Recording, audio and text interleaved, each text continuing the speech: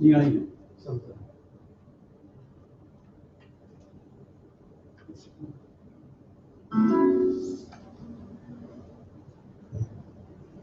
Thanks.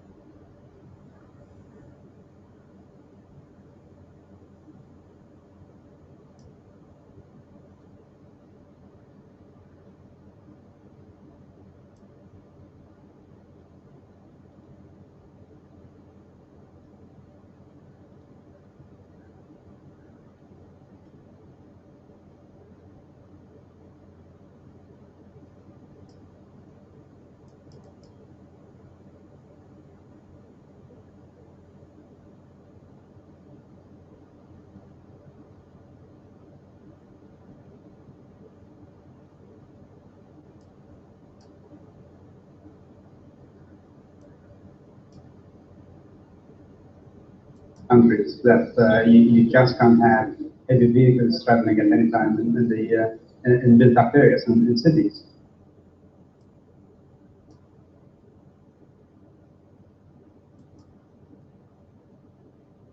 That evolved over many decades based on many. With the right means that when you see the rise of the transport costs, that means innovation to delight that consumer, which we have a Judy today. That's just efficient collaborative model that controls the entire supply. Breaks that the industry could. we need to move fast. All the pressures that are on our industry. We know that there's more understanding of the environment, so it's not.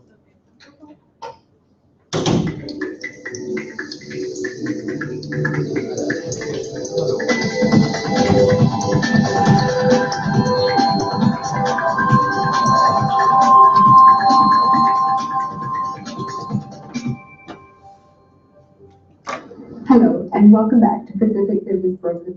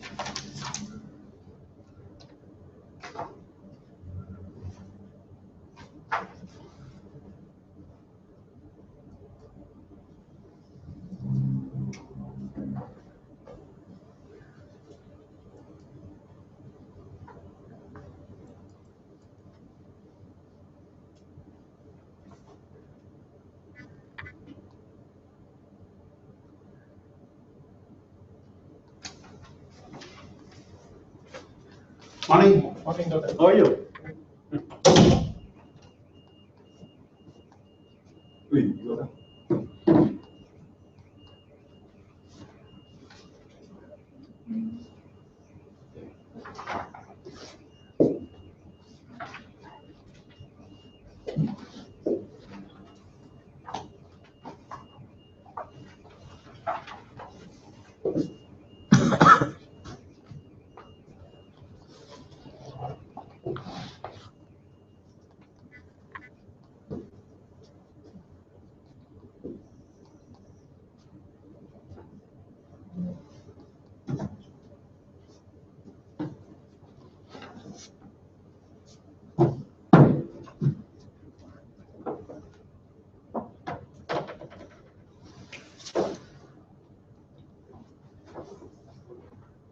You got to pull away.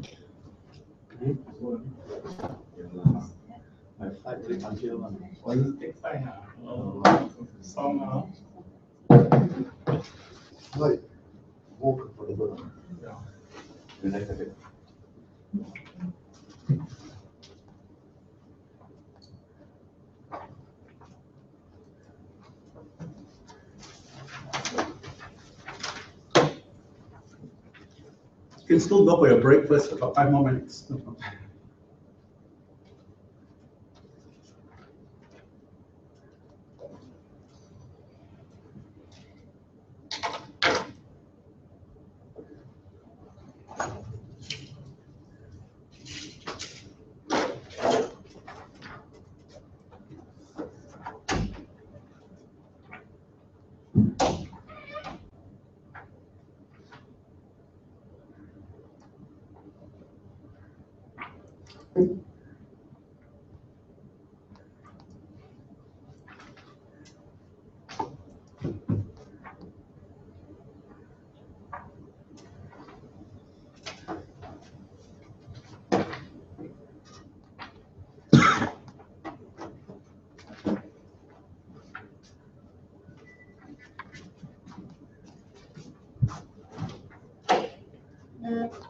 It's a nice wine bottle.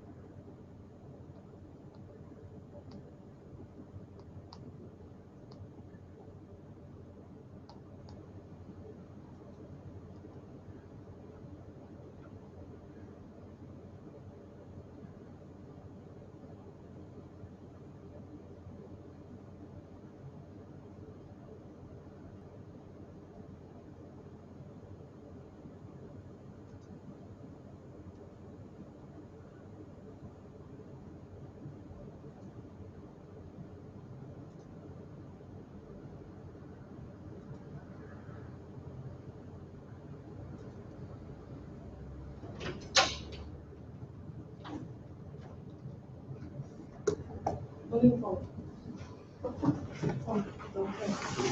Is he said for that? I think I missed that. I don't know which one is the fourth one. I can only give you 3 days. Wait, that is it. There should be a fourth one, which is coming. This one. Also, you maybe a can. clip. Oh.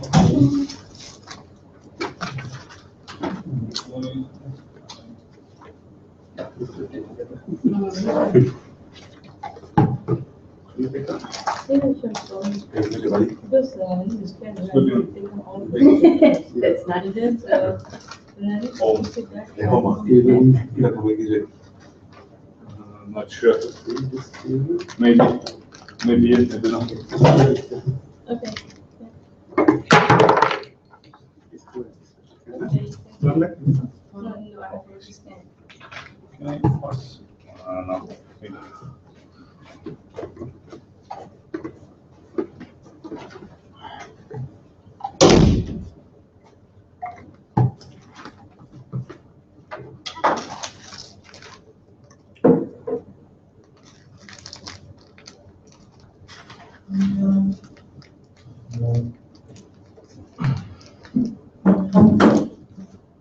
We'll give 1 or 2 more minutes, okay? For the others to come. So how are you today? I met most of them. Understand, it's a big class, 10 people? Right? 10 people. Oh, that's good. We've got 7 more in video conference.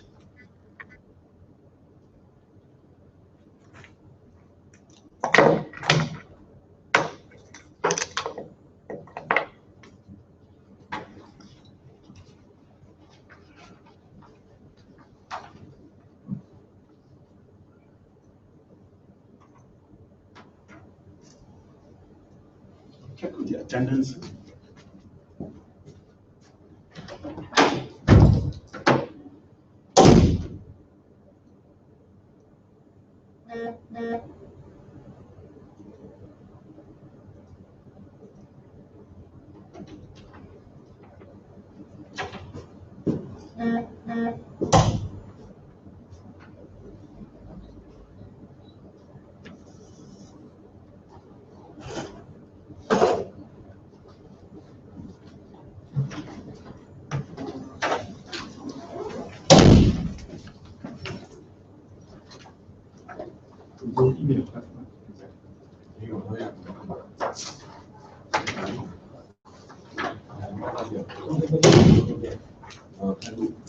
How much?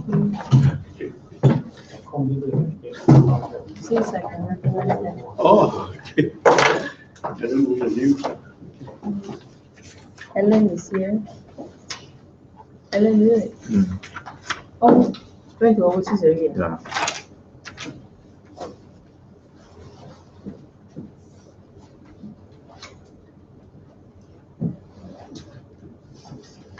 Ask that question. Famous one? Famous one? Famous. Amigo. Amigo. Got a nice Mexican name. Amigo.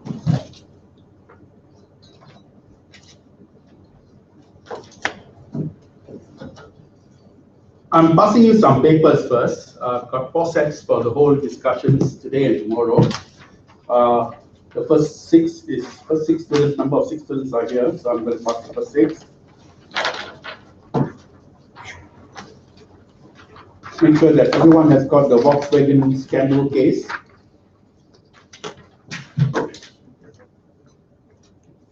Anyone else is missing? Okay. Okay. We've got another 6. This is on Deutsche Bank.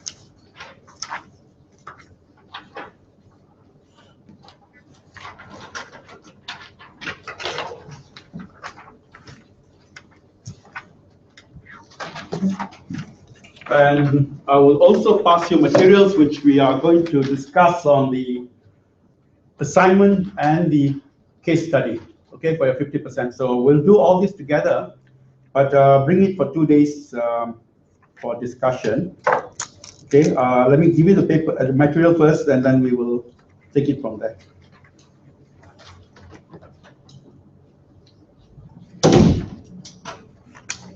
Here we go.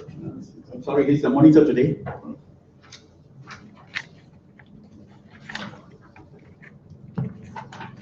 The third document that I'm giving to you is about due diligence, how to do a due diligence. I will tell you the relevance of this paper afterward. And I'm going to give you the last one.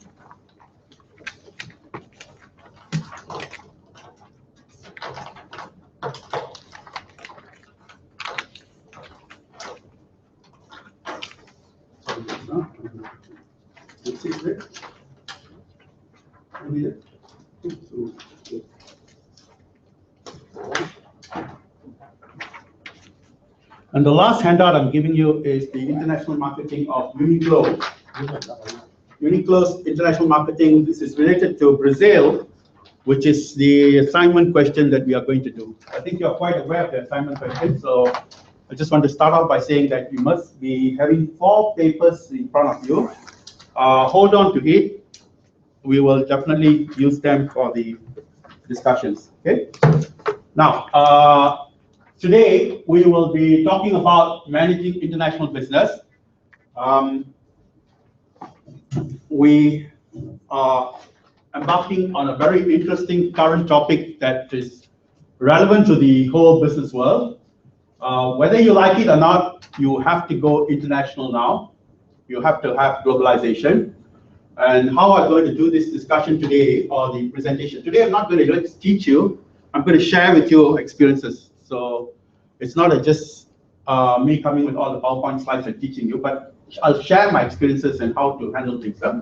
So we will talk about generally about what's happening in the world right now, because we are talking about companies, businesses going globalization process in right now. We will go through 2 cases that I'm going to share with you about Volkswagen, which is current case, and the Deutsche Bank, which is current case. I'm trying to give you all current cases right now, because as a DBA student, you should be aware of the current cases, not old cases. And if you were to talk in a seminar, or if you were to meet somebody, at least you are well updated on current affairs. Okay, that's the reason why I want to talk to you about certain things. I will talk about what exactly is happening right now. At the same time, I would bring in the assignment questions. I will talk a little bit about the assignment question, probably read it very briefly. I will also talk about the final exam paper, okay? There is a Uniqlo case, and there is a Tiger Living Guest House case, okay? The Uniqlo case is about entry strategy of companies going overseas.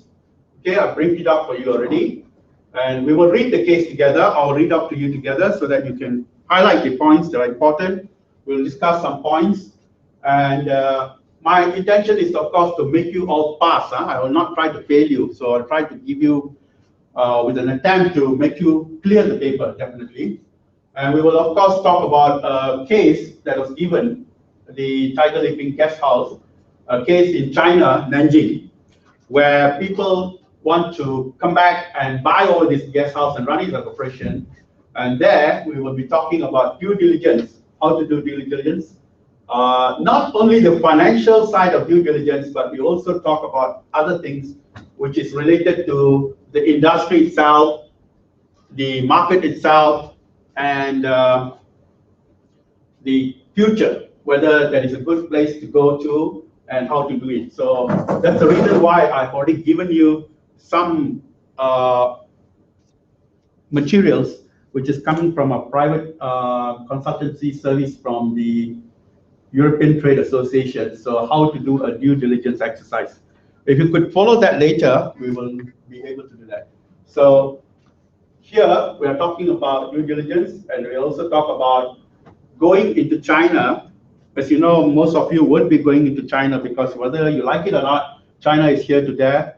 And today, China is an important factor to consider in all your businesses. So we will talk about how to work with the Chinese people, companies, whether they're right, and you can share it with me. And then we'll look at some of the slides, because when I went through the PowerPoint slides that were given by the course, I found that, especially here, when I saw these lecture sets 1 and 2, by the way, I noticed that the content is a little lacking. So later, I will be passing to you or uploading myself or through Megan all the other materials I can share with you so that you can take home and have a read, okay? Because as I said, my intention is to go on globalization slides, entry mode strategy, due diligence, and lastly, Uniqlo itself. So in this, you'll be able to know about countries. Okay, are we quite clear? So I'm sure you are interested in me covering the assignment and the final exam, as you said, the written final exam. So we definitely will discuss that together. Morning, sir. I mean, hi, how are you? Okay. Now, let's discuss what happened yesterday. What happened yesterday was oil came up to 34 US dollars. Okay, you have to know what's going on even yesterday, last week, this week, okay, because people will be starting to talk to you and you need to know. What is that going to impact? I was just talking to Omar when he just introduced himself. He's from Libya. We are worried that Libya is going to start producing oil back into the international market. That's what I was trying to tell you, Omar. And right now, it is a little unsure when that will happen, but they say by end of next year or middle of next year, it can happen. Now, oil is the one that's causing a lot of fluctuations in the business right now. You have to know about that, whether you like it or not. But not only Libya is the cause of it, there are three other things that's causing, okay? Yeah. It's under the restrictions, right? The restriction haven't released. Once they release us, I think the petrol price will further down. Agree. So three things are going to happen. Okay, three things are going to happen on oil itself.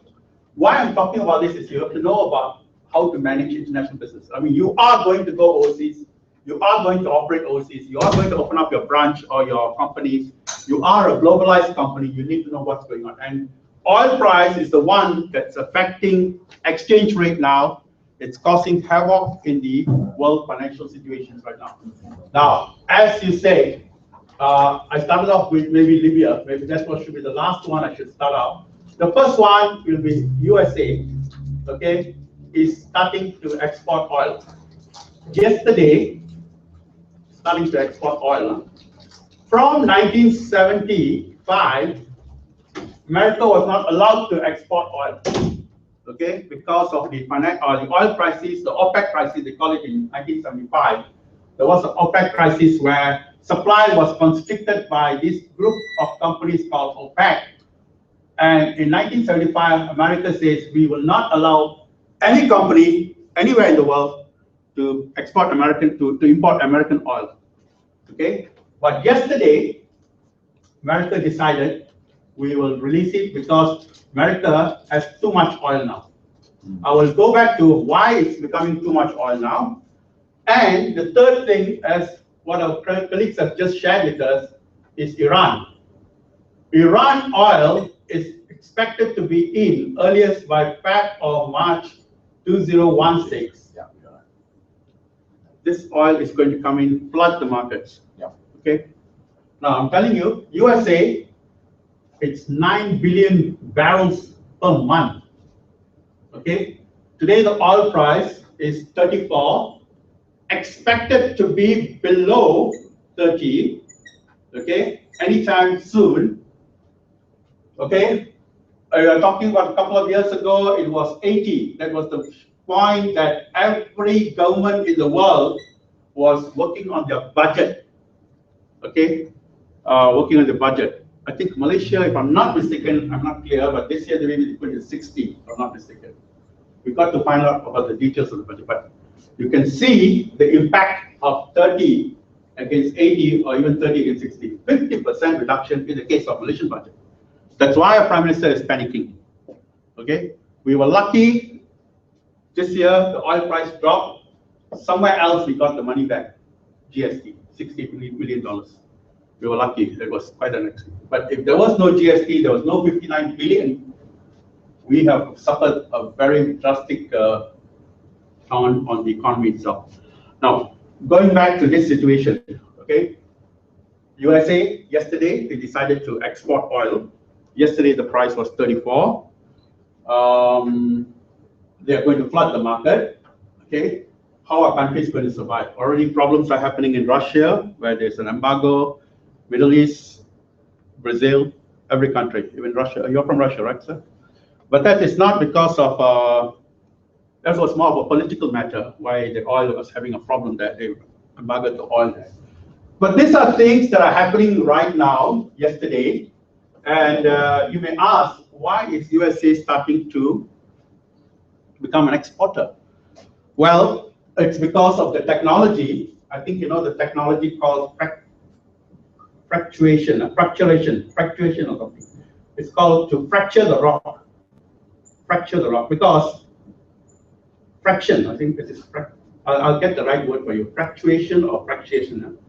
What it means is oil that is found, not by digging, but oil that is found in the rocks. You fracture the rocks by water pressure, okay? You fracture the rocks by water pressure, you can get the oil out. Americans' technology on this fracturation process is now very well established. And that's why they're able to produce 9 billion barrels a month. Okay? Now, it's causing a havoc to the whole world. Whether you like it or not, it's going to cause a lot of problems to the whole world.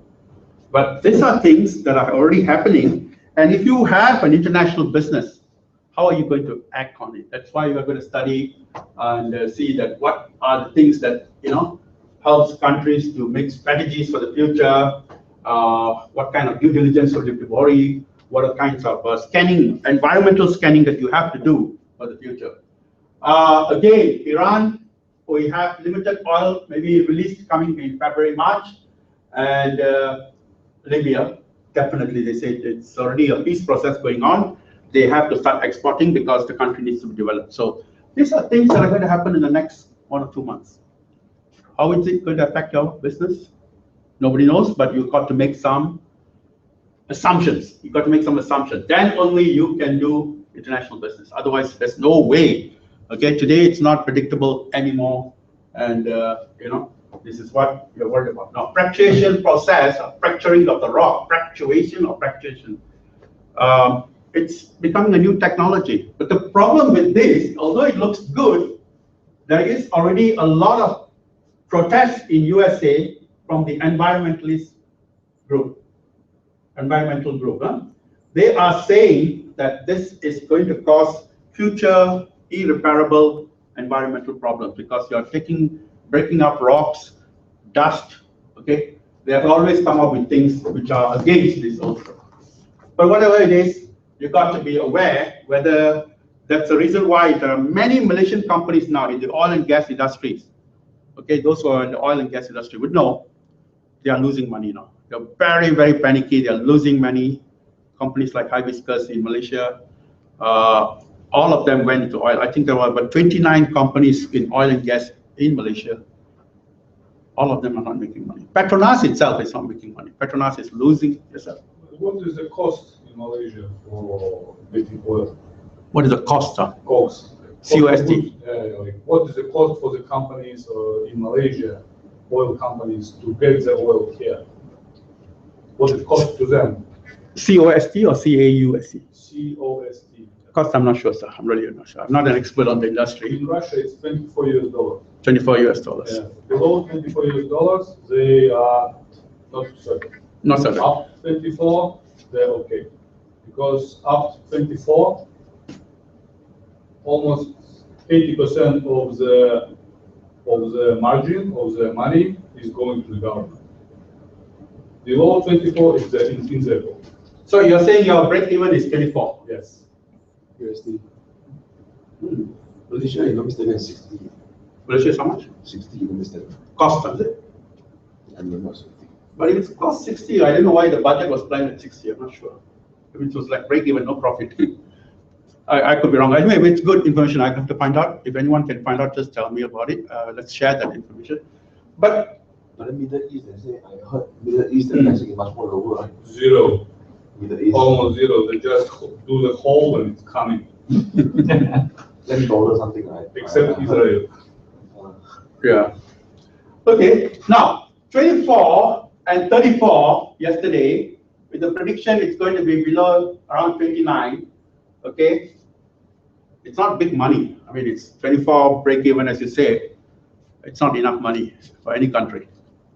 I know it looks very nice, it's making break even, but this was the one that was making money for everybody. I mean, oil was that industry, the black gold, they call it, and it's interesting. And I think they say the situation will not change in the next couple of years because there's nothing to show that there's going to be a very big demand in oil. And as long as America is going to come up with this kind of process, and America is no longer an importer of oil, America has become an exporter of oil. Indonesia is joining back OPEC to export oil. Okay, Indonesia, it was out of OPEC, now it's going back to OPEC. So a lot of supply. Supply is going to outstrip the whole country. And Malaysia depends on oil. As you know, Malaysia sells oil and sells high quality oil. Sells high quality oil, and of course buys cheap oil for its purpose, because Malaysian oil is supposed to be a very high viscosity and used for the very high end of the industry, like aircraft fuels and lubricants and all the other things. So this is what's happening, and we are worried about business in the future. We have a situation where America is no longer buying, and we have a situation where China used to be importing a lot. China is starting to slow down. So a lot of issues, okay? A lot of issues where you feel that if you don't know how to manage it, how are you going to run that international business of yours? It's going to be difficult. Now, last week or a few days ago, maybe I think it was Tuesday or Wednesday here, Tuesday in USA, another thing that happened, interest rate back. Okay, interest rate by USA. It was a small increase. It was only 0.25% increase in interest rate. But for 7 to 9 years, it was almost close to 0% interest. 0% interest means you won't get any money from the bank, that's all. I mean, it's nothing if you put it in. Compared to some countries, even they have negative. But this has started from yesterday. If you look at the American stock market last night, it was not doing that well, they say, at least on the day after it was announced. And it is going to increase all interest rates in Asia very soon, okay? They will have to increase it because USA has increased it, and it is a knock-on effect, a domino effect, okay? So again, that is happening, and the lady in charge of the Fed was telling that this is just one increase. We're going to have at least a few increase in 2016. A few, that means they're predicting at least minimum of 2 increase, which means the interest rates are going to go up. Cost is definitely going to go up, and that's where, you know, things are going to look differently. Your business model is going to look differently, and it's a challenge. It's a challenge. Okay, so on the other hand, not to say all is bad. Okay, there are things that happened last week also at Paris, where the whole world decided to unite on a world climate agreement. Okay, 200 countries have all said they will try to reduce 1.5 Celsius. They will all attempt to do this. They will invest in clean technology, clean energy technology. Okay, they're going to do that. They have worked on that. This is also going to affect your clean room operation of your running. This will affect the industries that you are going to work for the future. This will also create business opportunities on solar and hydro and other aspects. So things are happening around the world, which is going to affect your international business. Definitely, definitely, it's going to affect it. And Malaysia is also one of the signatories for this, and it's going to be an impact. Now, what other things happen at that place? Okay, some 2 people have decided to donate all their money. Mark Zuckerberg says, take all my money. Okay, I'm not interested in the profit. I'm willing to give money for donation for a good purpose. Bill Gates said the same thing after accumulating all the money. He says, let's give up the money. So again, things are changing where people are starting to give back money to the society. CSR activities are becoming very popular. Okay, so that's what happened in last week and until yesterday. A lot of things are happening. Okay, there are many more things that are happening that you should know.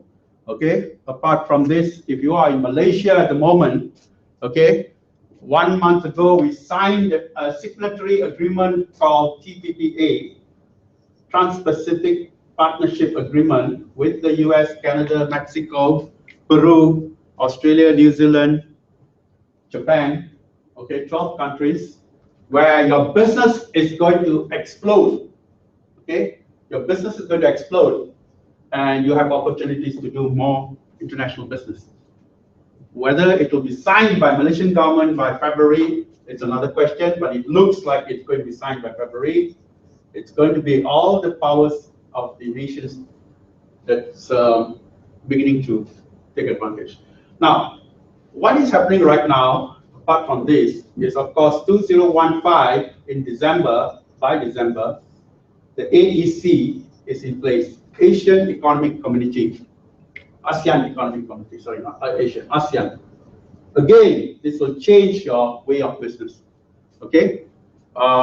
Free travels around the whole of Asia. Free labor, they are thinking of having doctors, accountants from Vietnam moving to do work in Singapore. Okay, nurses, it's possible from Malaysia to work in Philippines, it's possible. Okay, countries are getting prepared for that already.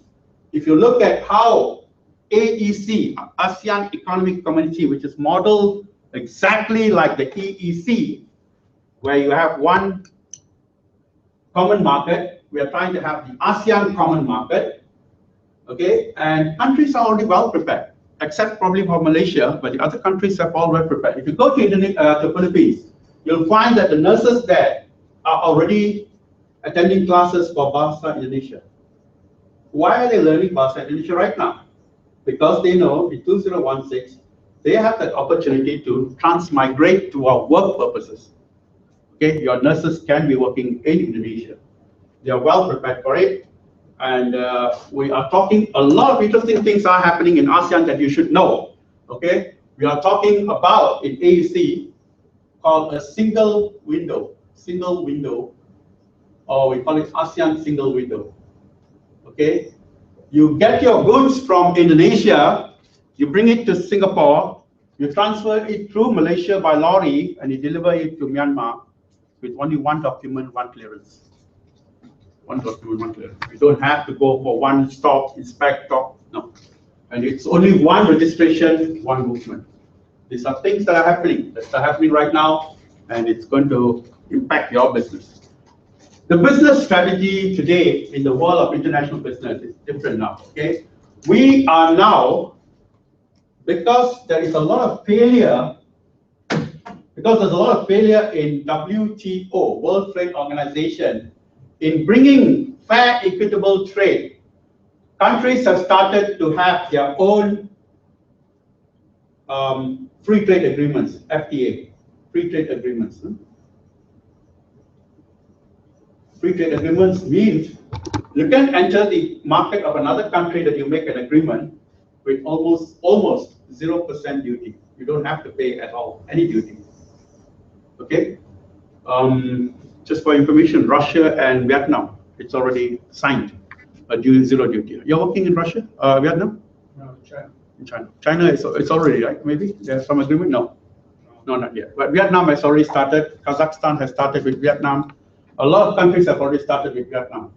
Now, what actually happens when it comes to zero duty regime and when it comes to free trade agreement? Assume that you have a product that you want to sell here. Assume that your product is here in Malaysia. You're working in KL, Kuala Lumpur. Okay, the population, I think 1 million. Is it fair to say? 1 million in KL, Kuala Lumpur? 2 million. 2 million, fine. 2 million is your potential market. If you have a product and you want to sell, okay, 2 million is your potential market size. This is your market size. Okay. Now, if you have taking part in the AEC, ASEAN Economic Community, you have free access to whole ASEAN, your market will increase now to 660 million people. market size. Market size, 600 because of AEC. Because you have free entry, you have single windows coming in, your goods can move around, you don't have to pay duty. Just imagine, nothing to do with your effort. It's done by the government. Okay? It's all done by the government. It's your production. It's up to you. You have that market with you. You have that market with you. 660 from 2 billion to 660 million. You can see the jump. Now, apart from this, Malaysia has got a free trade agreement with China, FTA with China, already in place, documents. Okay? How much is China? 1.3. They have a free trade agreement with India, already in place, the documents, 1.2. They're talking about 1.2, 1.2, 2.5 plus 600, 3.1 million people within 3 hours from Malaysia. Your market, free entry, no duty, easy entry because of that. Isn't that wonderful for business? That's what the whole world is trying to do. That's what our country is trying to do. From 2 billion market size, we have already got 3.1 billion. The whole world population is about 7. You're talking about 50% of your market is just 3 hours away from you. 3 hours away from you. 3 billion, 3.1 billion. Half the world's population is right at your step. You can walk in, no duty, business. Now, don't tell me you can't take advantage of this. Your business has to take advantage of this. Okay? You've got to take advantage of this. Learn how to go and get all this information, how to participate, what kind of documents are needed to do the FTA agreements when you ship the goods here to Japan. Okay, yeah, we forgot, there's an FTA with Japan, that's another 200 million. Okay, the number gets more. FTA with TPPA with USA, another 300 million USA. Another $500 million is going to be coming in, 3.6 billion. You are having more than 60% of the world market duty free. Now, that is what I'm trying to talk about, managing international business. Okay? It's your business, you will develop, you get it, you can do it. It's really, potential is there. It's wonderful. Okay? So, not trying to propagate Malaysian government. I'm just telling you the business opportunities, it's there. It's how you want to look at it. Okay? It's nothing to do with your efforts. It is all done clear for you. All you have to do is look for a nice organization. You look at the globalization, you look at the way you want to have your entry, whether you want to do franchising, whether you want to do greenhouse and setting up of your own factory, whether you want to appoint agents, whether you want to export, you go for this part. Okay, I've already covered the globalization from where I'm talking from. It's moving from here. Now you've got to go for this. What is the best way for you? Okay, but of course, not to say every person out there is a good person. You need to do a little bit of due diligence. Okay, you can get cheated. You can not. People deliberately want to cheat you because going back to the situation, the world is changing. Okay, the world is changing. Now, if someone asked you, I have this business to sell to you. Pager, you know what pager is? Will you ever buy this business?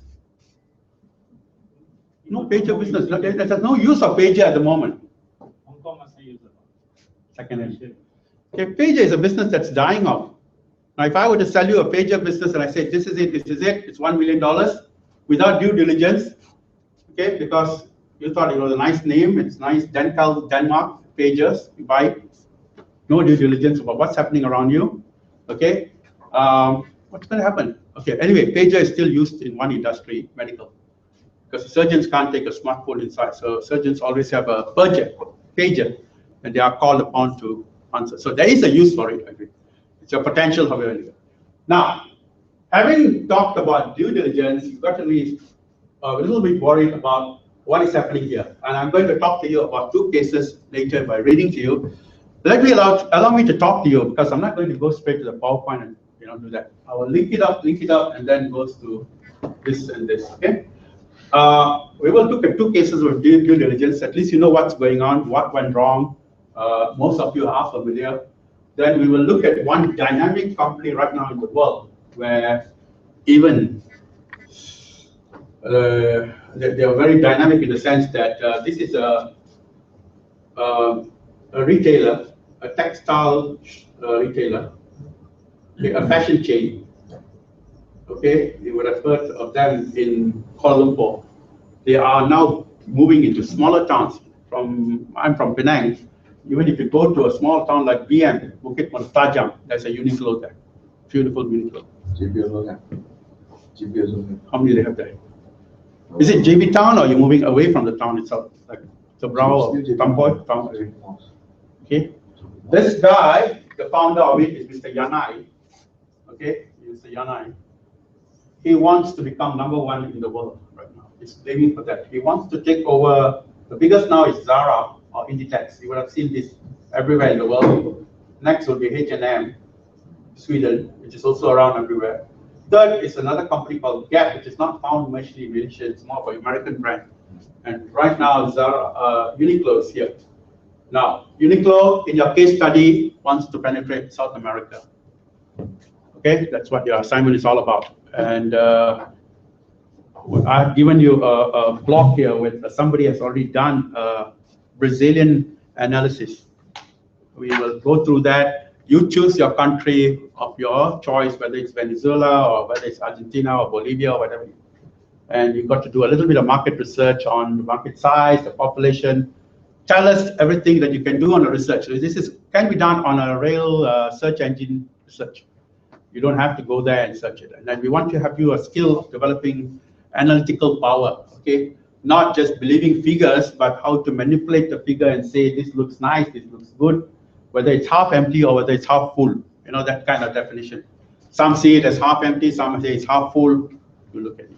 And we will look at one worrying sector, which is called the due diligence and the HR. When you're trying to go into international business, you have to be very well aware of cultural sensitivity, cultural differences.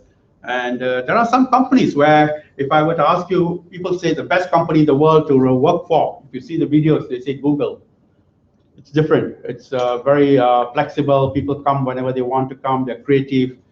Can we have that same culture here? It's not possible. It's not possible. Okay. Which health center are you? Healthcare? Are you the international one or Malaysian? You said Sunway, is it? Pantai. Okay. It's related to Singapore, no? Singaporeans? Parkway. How do I teach healthcare is quite worldwide, global. Which countries are you in now? Turkey, China, Hong Kong. Okay. The thing is, Malaysian companies are going worldwide. Okay, Malaysian companies also, I mean, the foreigners are here. They also know that they are companies. So it's not something that you can't run away. Your business is not going to be here in Malaysia anymore. Okay, it's not going to be in Malaysia anymore. I mean, sir, yeah, I mean, no problem. Hi, how are you? Hi. We're already halfway through. Go ahead. So just join us, and then later we catch up later. We are not going to have your future here, and I just showed you the formula where you can get more than 60% of your world right down here. So why don't you take advantage of going to international markets? Any business you do, even you work on the health care, your operation, your company is going to say the world, and she's already saying that her company is in Turkey. Okay, Malaysian companies are everywhere. Mary Brown Chicken, have you heard of this company? Started in Segamat, Johor, your hometown, my hometown to Johor. Whoever thought that they will be an international chain? They are selling well in India, selling the masala chickens. They're selling well in Middle East. They're selling well in China. One lady, she's managed to do that business. Okay, so how did she do it? Correct entry strategies, correct partners, correct due diligence. Okay, and that's how it worked out. But having said that, as I said, sometimes people are very engrossed in profits. Okay, very engrossed in profit. They start playing some shortcuts here and there, and that's where things happen. We get cheated. And we get two cases which I want to talk to you. Okay, just give me 1 minute. I would like to pass the two cases to you.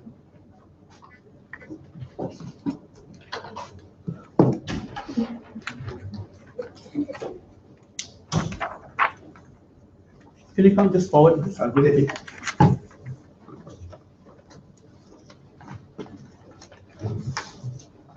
There are altogether 4 handouts for you.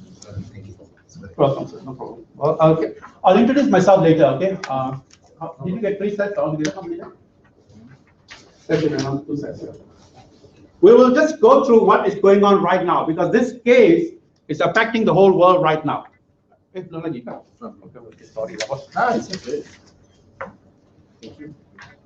case is okay. For your information, 7 students are watching us from Johor Bahru right now, so best behavior, please. Okay, okay, so now things have changed. Okay, people get cheated. In my own business in China, I have been cheated also by people, by fraudulent trading, fraudulent document switching. So it can happen to anyone, okay? It's hurting, it's very bad. So it can happen. So you've got to do a lot of due diligence and all that, okay? Now the first case, which is, this is the company which the world was very worried about because it was quickly becoming #1 in the world, okay? Volkswagen. They were on the verge of even battering Toyota to become the world's largest car seller. Things went on very well, very environmental, green technology, okay? You name it, they had it. They came up with a device. This is a very funny name. It's called defeat device. Huh? Defeat device. Okay? It's a defeat device. Let me just go through the case so that you know what's actually happened and you know how you've got to be extra careful when it comes to managing international business. Okay, I'm discussing with you current cases, current problems, current issues, so that you are well aware as a DBA student what is going on currently. Okay, okay. I will just tell you. You'll probably notice that Volkswagen was caught red-handed in a massive scandal involving cheating on emission testing. They said their car is really very good in the performance of emission. Okay. Somebody found out, we will find out how it was found out. 11 million vehicles of diesel-powered vehicles were sold. The company is now under investigation. If you notice what happened in the CNN, or if you watched the CNN about a few months ago, the president of Volkswagen USA was asked to come to the Congress and give an explanation. How could it ever happen? An international world-class company can have people who are cheating, okay? Of course, all of them said, it is not me, it wasn't me, it was the staff who did it, not me. I have no idea, okay? But you know America is not interested in those kind of excuses. They are going to get fined heavily. Volkswagen has already provided, I think, $500 million for potential suit. It's very, very concerned. Now, Volkswagen is, of course, an international business. Okay, it was managed very well, still it was happening. So this is relevant to your way of cases of learning. The cost of the company may be made to $18 billion in USA alone. This is by far the biggest of the many automatic scandals. Okay, there were other scandals before. Pinto, there was GM's General Motors case, Toyota self-selecting cars, Ford Firestone tires exploding. Okay, diesel is more popular in Europe than America, in large part because of environmental testing standards. Gasoline engines emit more carbon dioxide. Diesel engines, which are more efficient, emit more nitrogen oxide. Since the introduction of US Clean Air Act 1970, emissions have been subjected to more stringent control while across the pond. CO is also tightly controlled. Thus, diesel automobile makes the one-third of the passengers vehicle fleet in Europe, but are relatively rarity in US. Okay. Volkswagen, which manufactures many of these, this is talking about cars, install a code counting called defeat device. That is a device. You've got to talk about it. Right? If somebody talks to you in a seminar, or when you are asked to talk as a DBA student, a doctorate student, talk about CSR, start talking about these cases. And what about these cases? Okay, it's about emission case. It's about defeat devices. You'll be surprised, many people don't even know what is a defeat devices. It's not because they don't know. Some say, if you look at the interviews, some of them say defect devices. If people know you're not following up the real story because you just simply use the word defect devices. It's just defeat devices. So know the words, then people will respect you as a doctorate student, that you are updated, you're not, just following the news. Okay. Now, Volkswagen manufactured, so what exactly happened was detected the software was reduced. There was supposed to be a software. If you see the next page, you will know. Sorry, if you see the next page, a European Council for Clean Transportation was puzzled how Volkswagen diesel was suddenly passing all the tests. Okay, they were surprised. How is it this device can ensure that all the Volkswagens were passing the emission test? Okay, you have to be I have to tell you, when you are doing international business, be aware people are watching you. Watch. NGOs are watching you. Greenpeace are watching you. You can be destroyed. Your business can be destroyed. Okay, people are watching you. People are just happy to destroy your business. So that's how international business operates. So no such thing as just start a business. It will, okay, this is what happened. Somebody was watching and say, how is it that they're getting 100% passing rate in all their emission tests? There was a suspicion. I'm just sharing with you how it happened. Somebody suspected. Okay, they contacted the university. Okay, Volkswagen issued voluntary. Okay, then when they found out it was nothing, there was a problem. Volkswagen started to have a recall. Okay, there were 400,000 Volkswagen diesels in USA, which had this defeat. Okay, okay. You look at the second last question, paragraph. How many other large corporations, not merely in the automobile industry, but in other industries, are similarly corrupted? That's a question when you start having your international business. Okay, how to ensure that you are working fairly and making sure that you do not get signaled out or cited out as being unfair. Okay, you have already moved from local to an international business area. So people are going to watch you, and people are asking questions. Even Volkswagen, the German powerhouse for companies, was called a cheat. Cheat. Okay, that's how serious it is, how it's affecting. So if you don't know how to manage, they are managing it very well. They're great. They said we'll recall every car. No other choice. There was another company called Takeda for air safety belt. They refused to even go to USA to explain what happened in the airbags. They are going to suffer. They are going to suffer.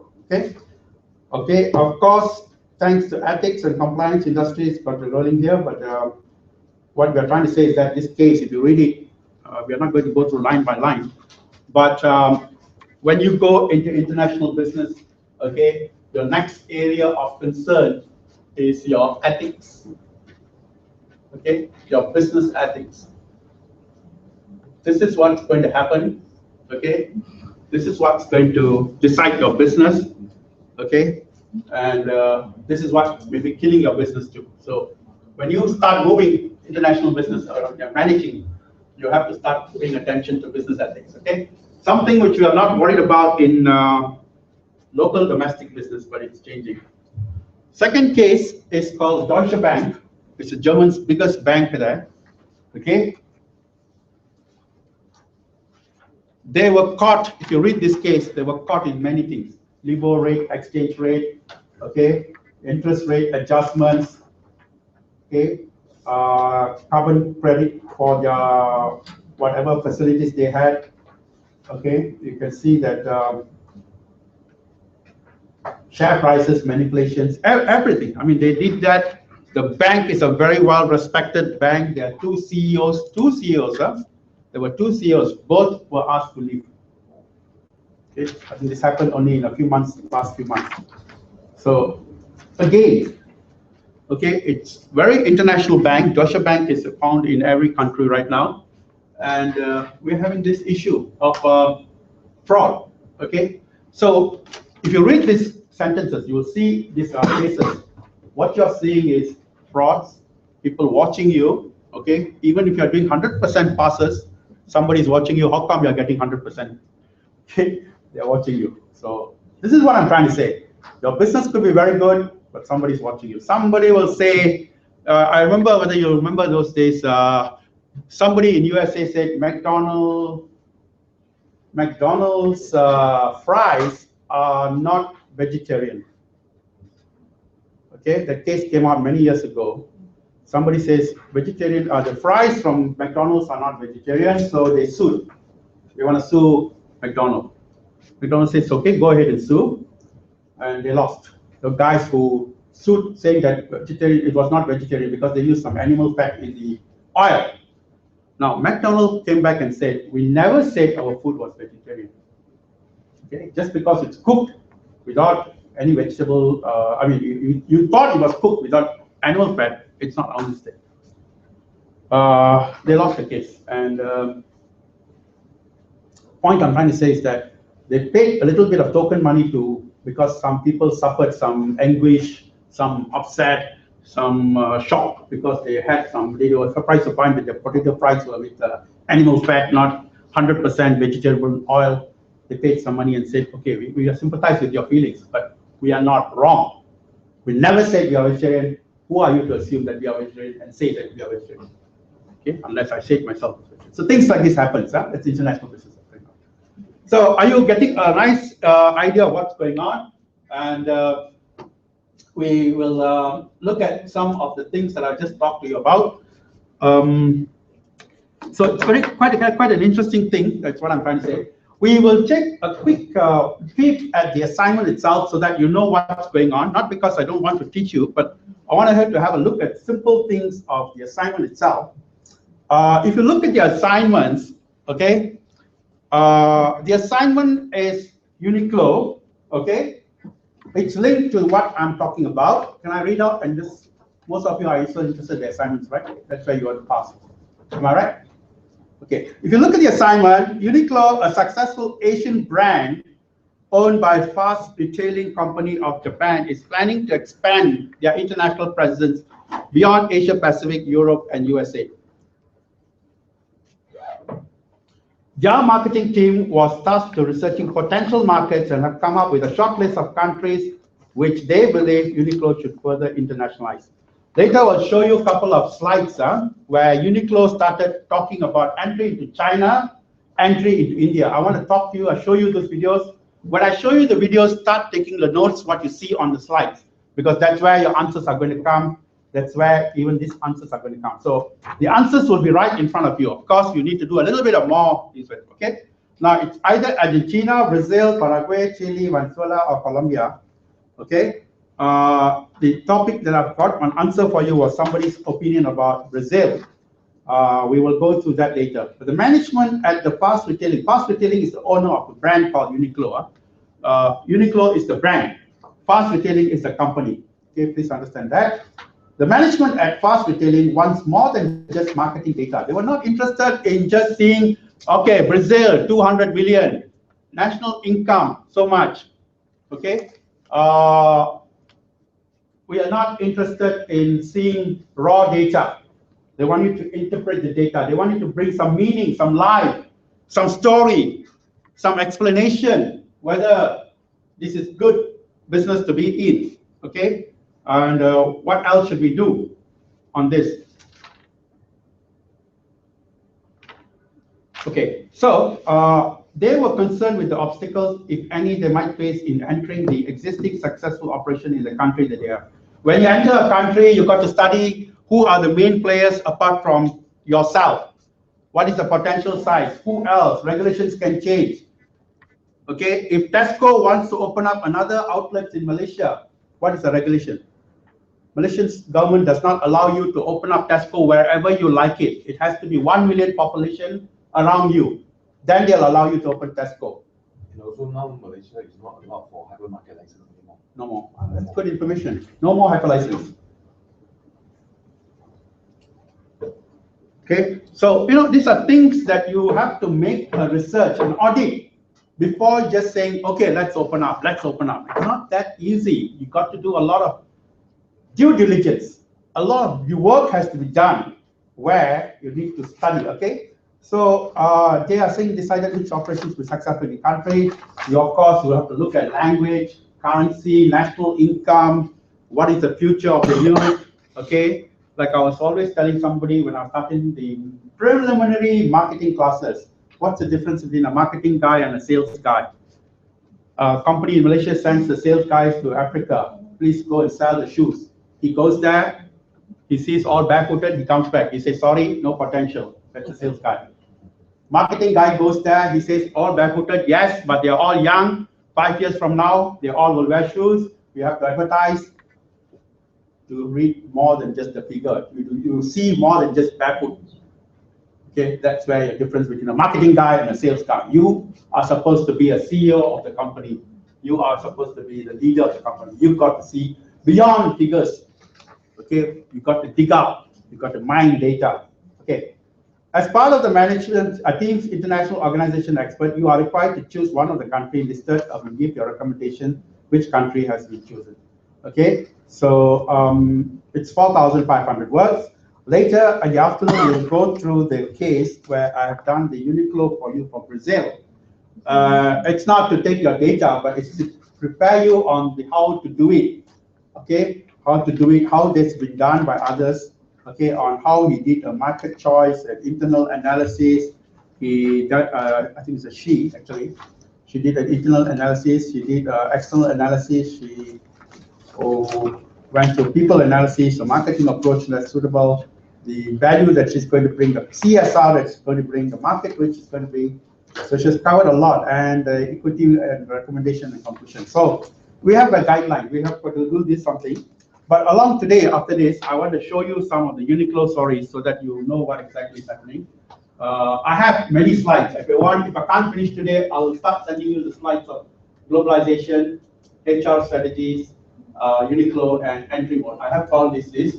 This, I feel, more than what has been given to you here. This is a little lacking, I feel, which I think can be corrected if I would allow you, if you allow me to send it to you. Okay. Now, so that's where we are coming from. The second assignment, just let's have a peep at it. The final exam, we just have let's have a peep at it. So you know when we go through the day, you know what exactly is going on. The second is about, okay, the exam. It's 50, also 50% weightage. This is a story about some Chinese who left Nanjing when there was the Civil War. They went to Taiwan. They left behind their hotel business. And when things are better, they went back to Nanjing, looking for that same hotel and how to take over that business. But of course, a lot of things have happened. We'll read the case afterward, where the Chinese government has introduced state-owned enterprise way of operation in that hotel in it's actually a guest house. They call it guest house in China, which means there is some old communist way of thinking of doing business. Communist way of thinking business is central planning. Okay, but let me really tell you, today China, it looks more democratic than any other country. Business in China is so different. Those who are doing Chinese business will know better. So they found that the HR side of it was a little bit different from Taiwanese. You know, Taiwanese are different in their nature, very aggressive, very result-oriented. Whereas this communist-based Chinese, I'm not talking about all Chinese, some communist-based Chinese companies, they have a different outlook about business running. So we look at that. We are told that here, if you look at the question, Price Waterhouse has contacted you to do an independent due diligence of the Liang brothers' proposal and recommend if the Liang family should proceed with the investment. Should they go back to China? Should they go back to Nanjing and get that business back? Is it worth it? Okay, because you must understand things have changed in China. Okay, when they left, it was different. Now you have to do a due diligence and say whether it is a good. Of course, you look at the Chinese government policies. You will look at Chinese business. You will see a rivalry of business. Who are the other people in the business of hotel? Okay, you look at Chinese population potentiality, future. Many angles you have to start looking, and then you have to recommend if you are working for this Price Waterhouse, should you go back to the business and buy over the business? Okay, that is what we want to see you. It's not so much of theory, but so much of practical knowledge also. Now, the second part of that question is talking about HR. So if you look at the last paragraph, you are required to write a strategy memo outlining the problems that our management will face and provide recommendation on how to tackle those. Those means here are HR problems. Huh? Okay, you must keep in mind that overall success of business depends on. Okay, let's go one paragraph above. The Liang family has decided to go ahead with the acquisition. Due to your professionalism and your expertise, the Liang family hired you to come up with a strategy to correct the human resource debacle that has been inherited with the acquisition. So when you buy that hotel, owned by SOE, State-Owned Enterprise of China, can you, because the condition of your purchase, if you read the case study later, you'll find that they say, take the workers together. Okay, you cannot kick out the workers. So you have no choice, you've got to take the workers. Okay, so what should you do? You have no choice, you have to comply with the government regulation. You cannot run away. You can't say, look, I don't want to take the workers. Okay, it has happened to many companies, even in Malaysia. Okay, where I came from, Penang Port Commission. Somebody wants to take over the Penang Port Commission because it's losing money. The government of Penang or Malaysia says, you want to take, you take, but you can't fire all the workers. Take with all the workers. Some people say we don't want the workers. Then don't take that offer. But you know, you've got to find out there are ways to motivate staff to behave differently. Okay, there were Chinese people which are under government of China, communist, who were not performing well. But you know, I know, everyone knows, people can be motivated to have different results if you have the right strategy. Okay, probably reward-based strategy, not fixed salary like what China was giving last time. So we looked at all those, how to change culture of the organization in China. A lot of things, change culture, okay, educating the workers, compensation, which is related to productivity, you know. These are the things that we'll discuss in detail and you recommend. So very, very clear how you're going to get your 100 marks to pass this paper is basically you're looking at Uniqlo entry strategies. I've already summarized for you. Okay, if you're going to do a lot of research, if you look at your Uniqlo PowerPoints or search engines, you will find a lot about Uniqlo. Just go for the Uniqlo strategies or entry mode, which I'm going to show you. Don't worry about it. I'm going to show you two entry modes which they did in China and India, so that you know how they looked at it and how they came up with suggestions. And the second part is of your exam questions, which is written exam. It's going back and taking all production. Hi, how are you? Flight from Sinai or driving from Sinai? Okay. How you have this cultural problems. You have this cultural problems. You have this how to do a due diligence. Okay, and I've given you a nice handout for you to help you on your due diligence and the HR. Okay, so that's how we are going to do this subject. I hope you can see the angle that I'm coming from exactly and how you're going to get information. Is that okay? Okay, can I give you a 5 minutes break for you to go for a toilet? I know you just came, so. Whatever, relate, right?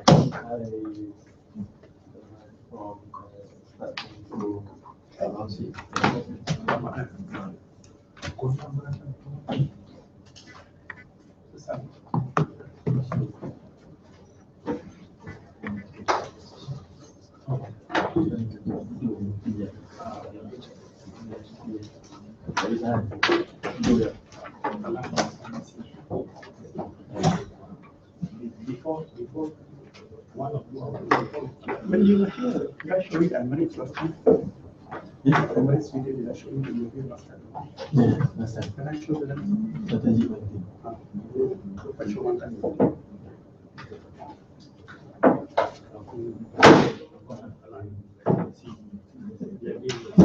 Yeah, keep you other. I forgot. Oh,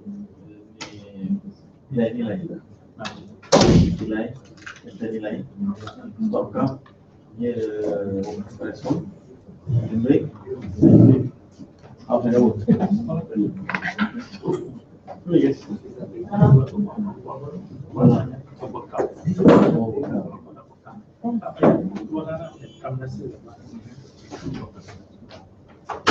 Good.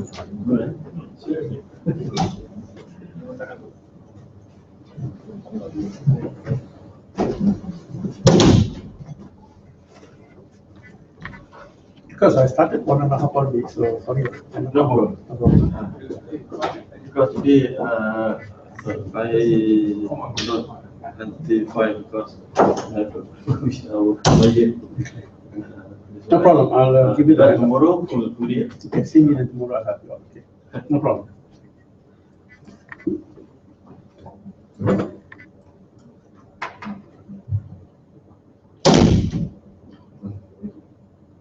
Yeah.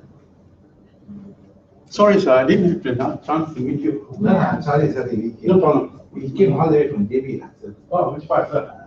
I'm from Pasigudan. Where are you from? No, we are from Pasigudan, we moved to Promasa, so we live we are living in Promasa. My hometown is Sindor.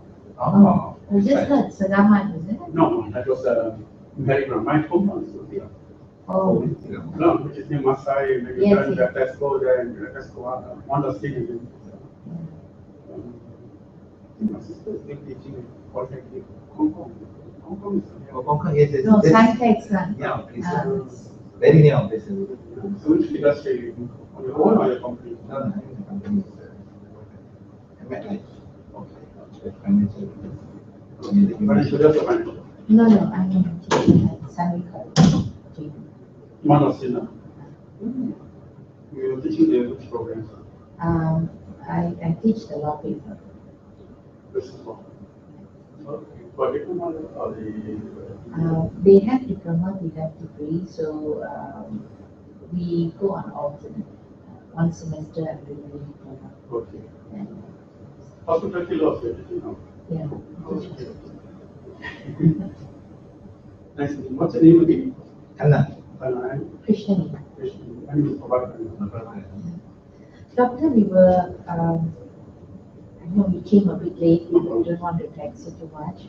Okay, this one will be for the assignment question that we will be going through. I'm covering the whole assignment and final examination. Because all of you will have that problem. Yeah, because when and managing international organizations, a new subject to me. Yeah. I started off talking about the current situation, why you should know. Because it's nice to just go to the PowerPoint and just blah, blah, blah, blah, blah, but you should know how to apply and what is happening. Yeah. It's more important now. And once you know what exactly is happening, then it will make the subject more interesting. So definitely we are covering up in fact, the answers are there already. Even I'm going to go upward behind here and see, just now I was just showing you.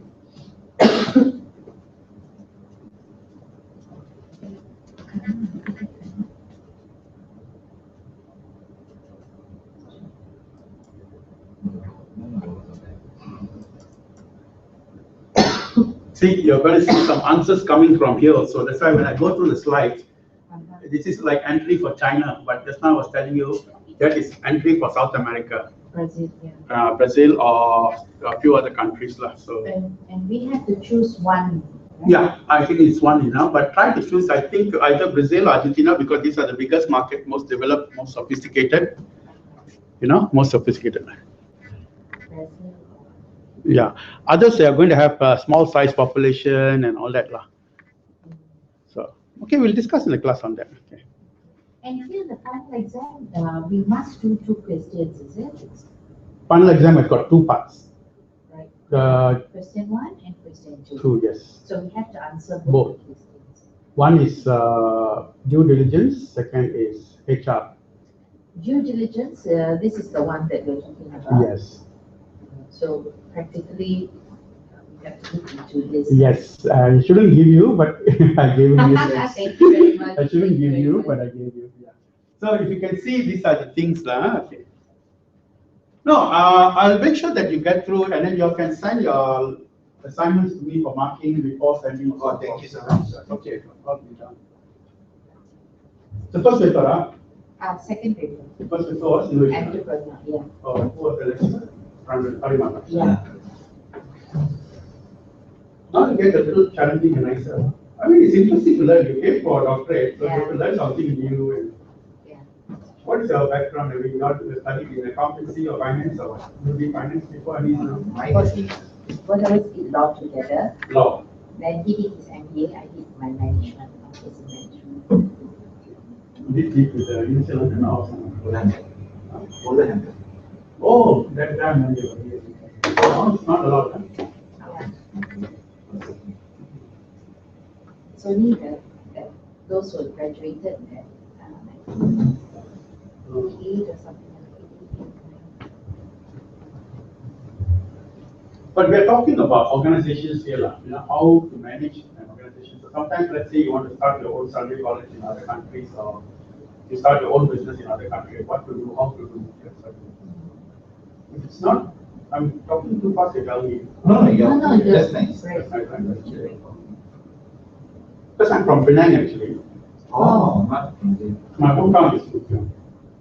For 29 years, I left Kuching 79, but I still go back. Like 2 weeks ago, I was there. My father is still there.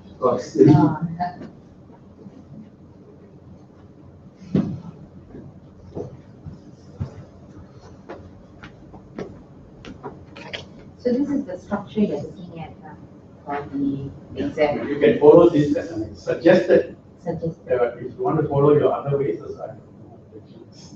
will not fail you, as I said. Before you came, I told you, I'm not going to fail you because you didn't comply. As long as the points are covered.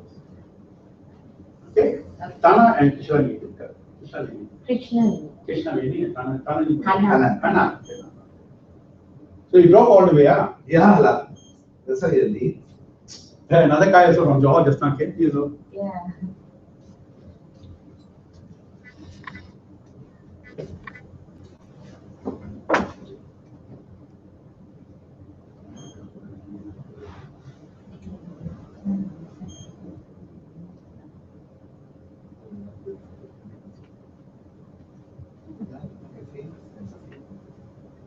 Was okay, ah? Sejuk. Very cold. Bos boleh faham saya cakap apa? Faham.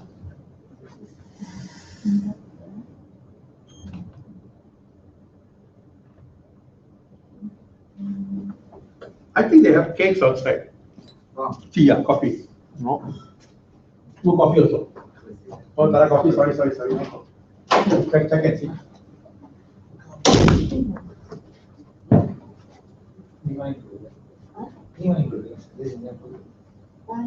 People might use let's say coffee.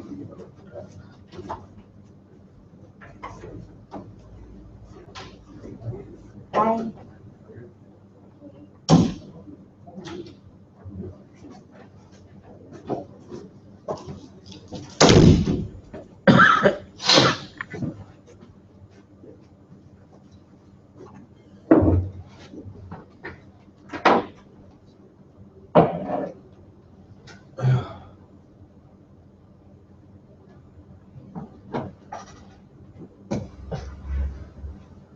I find Unicall, Doctor. I find Unicall, one of their main strategies compared to other brands, they are toward the comfortable textile things. When you compare to Zara, H&M, all these Fashion only fashion. fashions, the one is more on the very comfortable materials. Exactly. The altruism and all that, all these are very. Yeah, even small things, but then those small things that take care.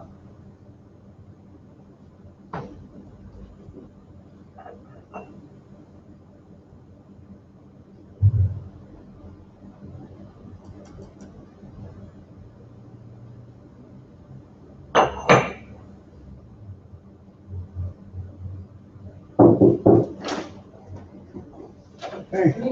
Hey. How are you? From Malaysia department, I hope you remember me. I know you. Tapi I tanya, I pun jadi terperanjat. Kenapa you tanya I Prabakaran?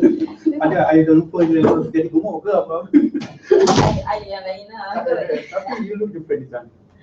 Yang all the time dia ataupun dia balik ke? Ada kat sini dah 9 tahun. Okay.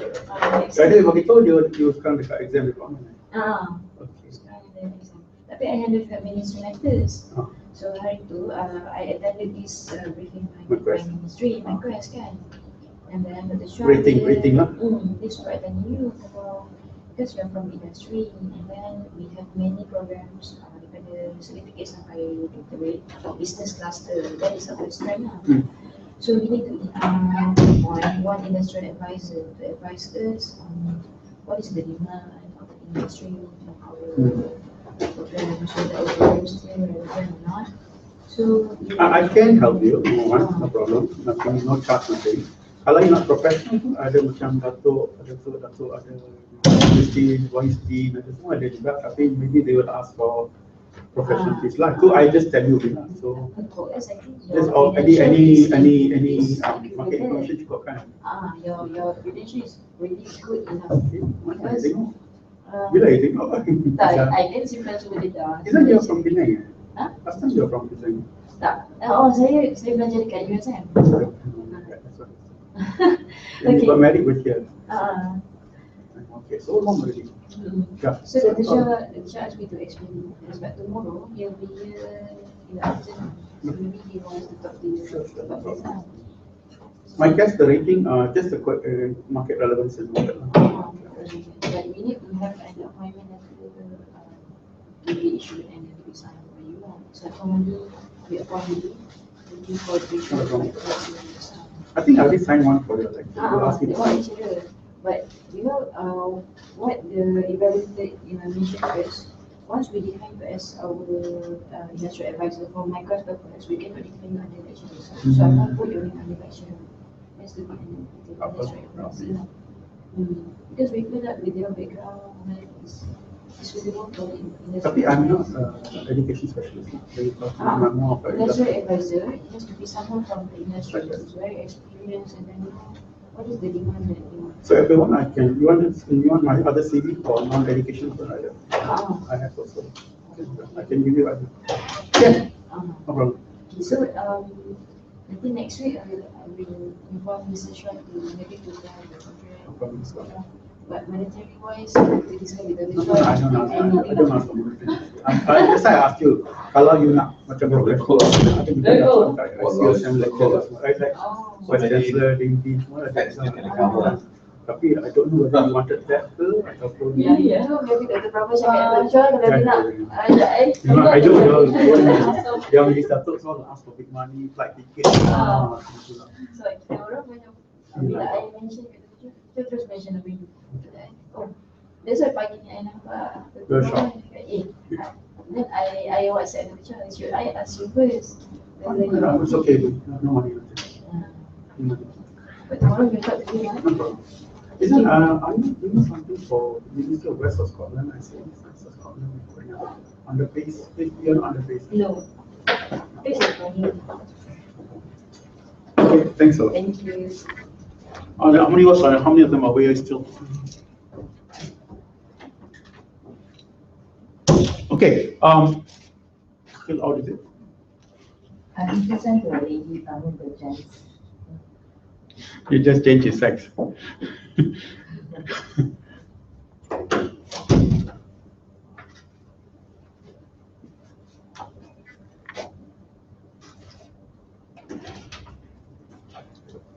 I try to off the front one, and then if you are feeling hot, you turn it on again.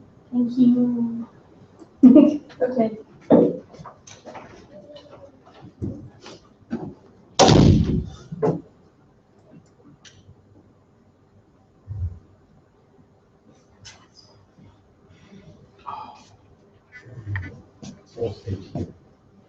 Is it too cold? No, it's lovely. Australian weather.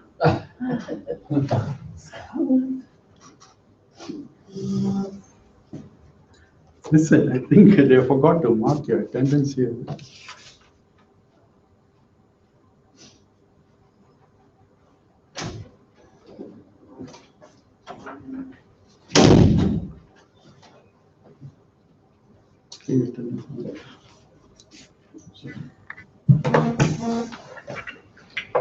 Sorry, I have to show the analytics on the computer.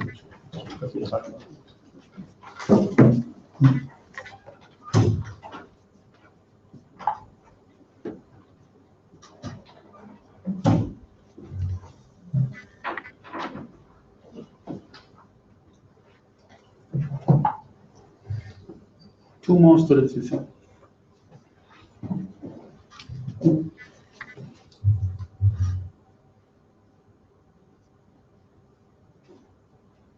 Is your lunch 1 to 2 or 12 to 1?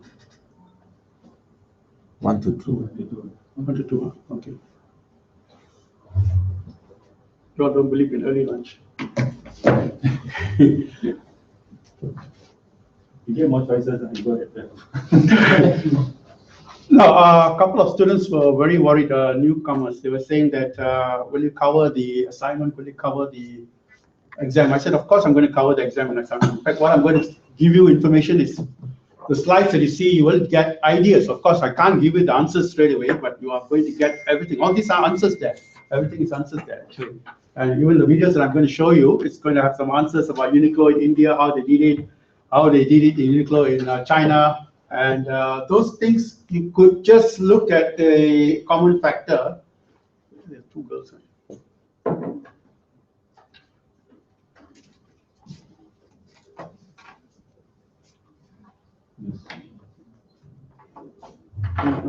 No Star Wars, don't worry.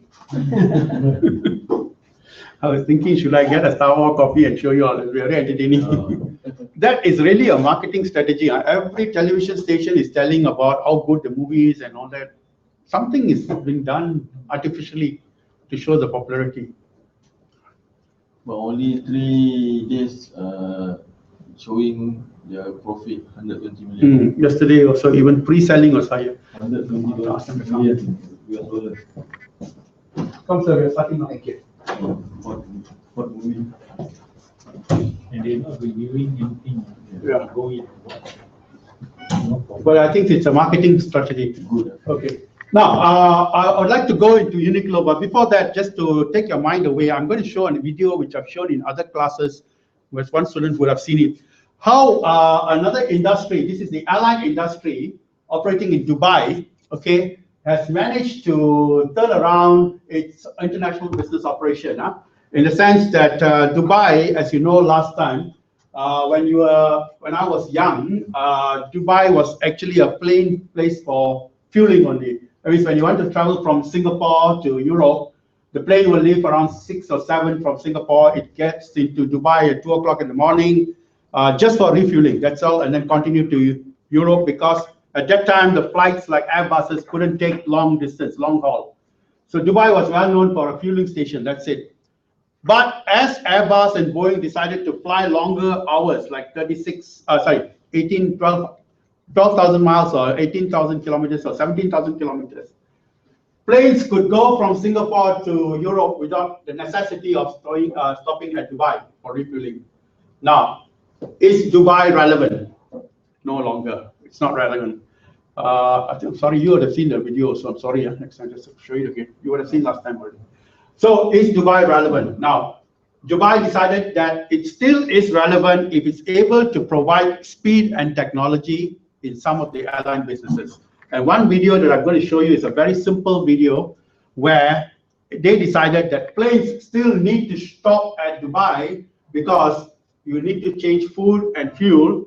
But the most beautiful thing about this, even the A380, the largest plane in the world with 600 passengers, they can turn around within 1 hour of taking out the old food, putting in the new food, and catering food, making sure that everyone is well equipped with the right food, right strategy. So I just want you to see that this is actually an operation strategy that this international business has done well, and how Emirates, being the world-class airline right now, as I was telling you, Emirates is now one of the world's best run airline, together with Etihad and Qatar Air. These are now the best airlines in the world. So just have a look at it, and then I will start the Uniqlo immediately, okay? What I wanted to see is you look at speed and the technology, how fast they can work to make that company an international business that is really relevant.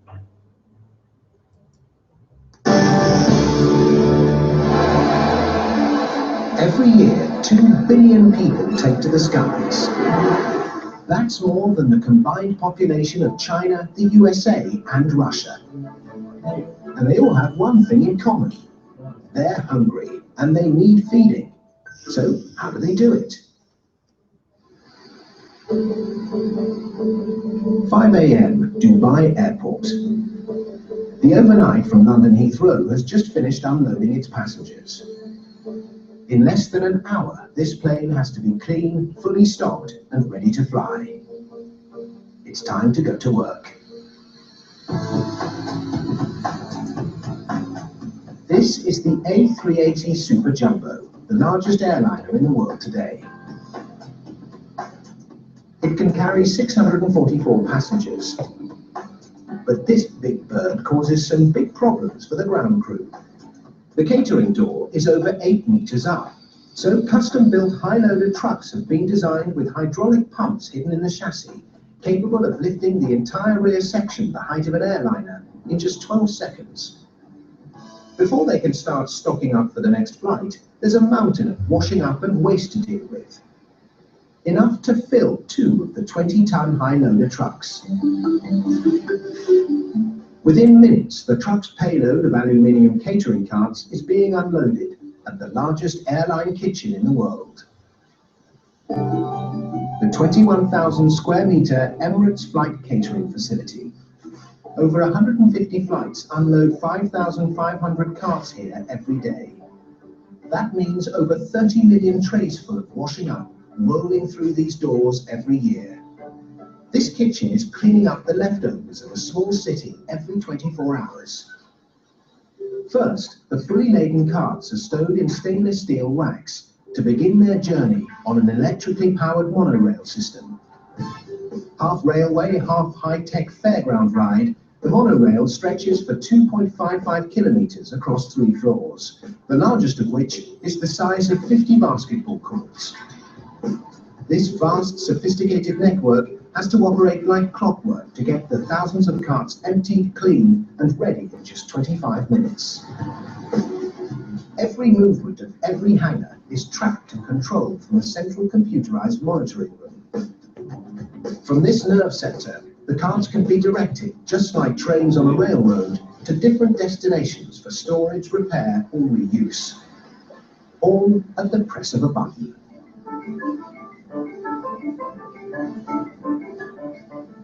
First stop is the warewash area. To handle this industrial scale mess, this part of the kitchen has to be more factory than restaurant. A line of workers empty all the carts by hand, packing the rubbish-filled trays one by one onto 160 meters of conveyor belts, which drag them away to their fates. This tsunami of washing up rolls into 3 17-meter-long industrial washing machines dirty and leaves sparkling clean just 6 minutes later. Between them, these machines can handle 1.5 million items every day. That's 15,000 loads for a full-size domestic dishwasher. On the other side, the belts roll on to the colossal storage facility, where the airline keeps enough dishes to serve the entire population of Las Vegas for lunch and dinner. Pottery in motion. While the dishes are done, the monorail brings the empty carts up 2 levels to the kitchens and food assembly area.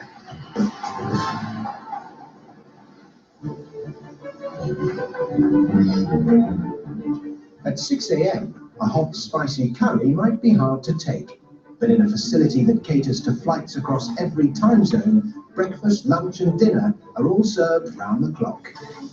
With more than 100 flights leaving every day, this building alone has to produce over 20 million meals every year, so there's no time to stop. Everything is hand-prepared by qualified chefs. It's restaurant food cooked on an industrial scale. This kitchen gets through 2.2 million eggs and 50 tons of lobster meat per year. Menus are planned according to the destination of each flight. From curries for Karachi to satays for Singapore, every meal is crafted by a team of chefs drawn from 47 nations and trained in the cuisine of 26 different countries. Everything that comes out of the kitchens is cooked, then taken by rolling conveyors through blast chillers. They flood the dishes with super chilled air, which absorbs the heat left in the food, preventing bacterial growth. From the belts, the food moves onto a massive battery of 47 giant fridges, where it's kept at a safe temperature of 3 degrees Celsius until it's ready to be assembled.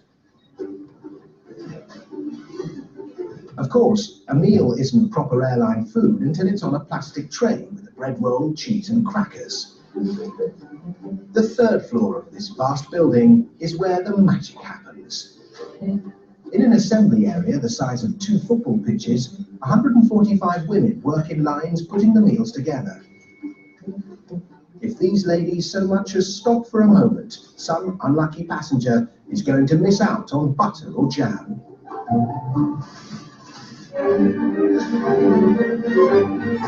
It can take 30 of these carts packed with food to feed the passengers on an A380 for just one meal.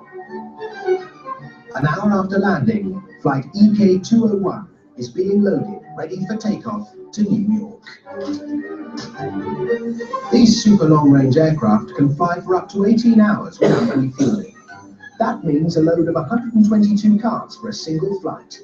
With more than 150 flights a day, getting through 30 million meals a year, this record-breaking facility is going to have to keep on cooking.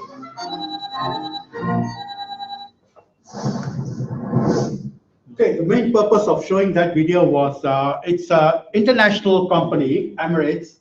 They operate for various destinations. Okay, it's an internationally linked company with lots of flights to various places. It has got diversity of workforces, the cooks there, and you can see how they use speed and tech, high tech or technology to run that operation. So that's what I'm trying to say is that when you do these cases like Uniqlo, you're going to see a lot of things like technology, speed, and also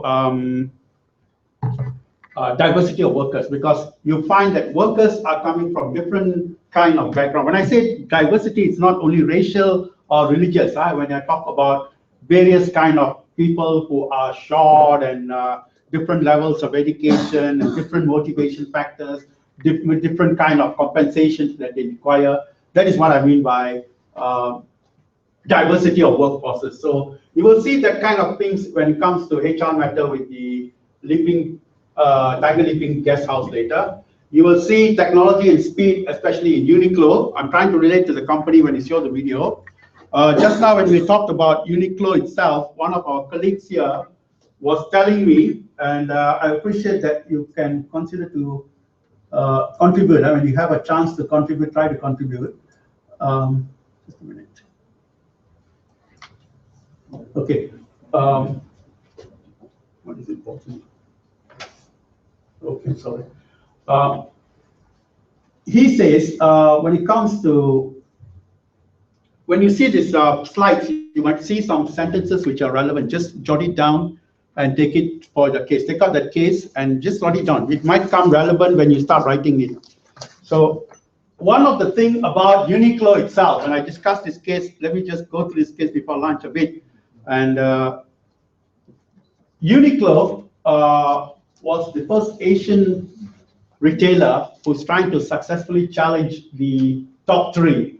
The top three are Zara, H&M, Gap, and then Uniqlo. And Uniqlo is determined to become #1 very soon. Okay. Now this is an Asian company. This is an Asian company, and you must understand that you're going into all other countries, and your assignment is, of course, South America. South America, of course, there are many countries that are listed there. I would personally recommend either you choose Brazil or Argentina. Reason being, these are big population countries where you can explain the profile of the population rather than choosing a small country like Venezuela or what are those countries? Bolivia, is it? Bolivia, right? Yeah.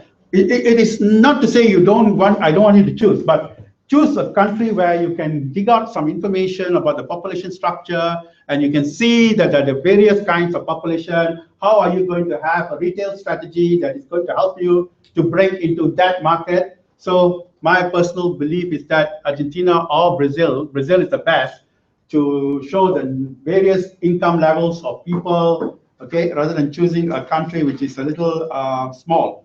Of course, Paraguay is too small actually, but if you feel strongly that you want to choose Paraguay because you have information about Paraguay, go ahead.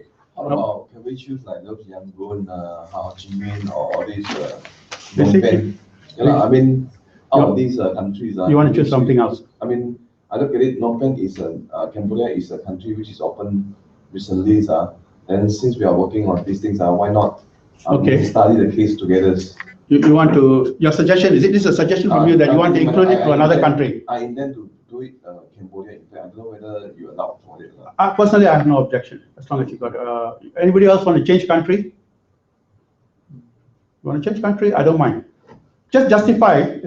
Idea that why to choose somewhere in Latin America, which now differs for all of us, because we're still focused in Asia. Correct, yes, Maybe yes. It's relevant to better choose. choose some Asian countries. So for me personally, where Correct. I would rather choose Malaysia, because maybe I will bring my products to Malaysia.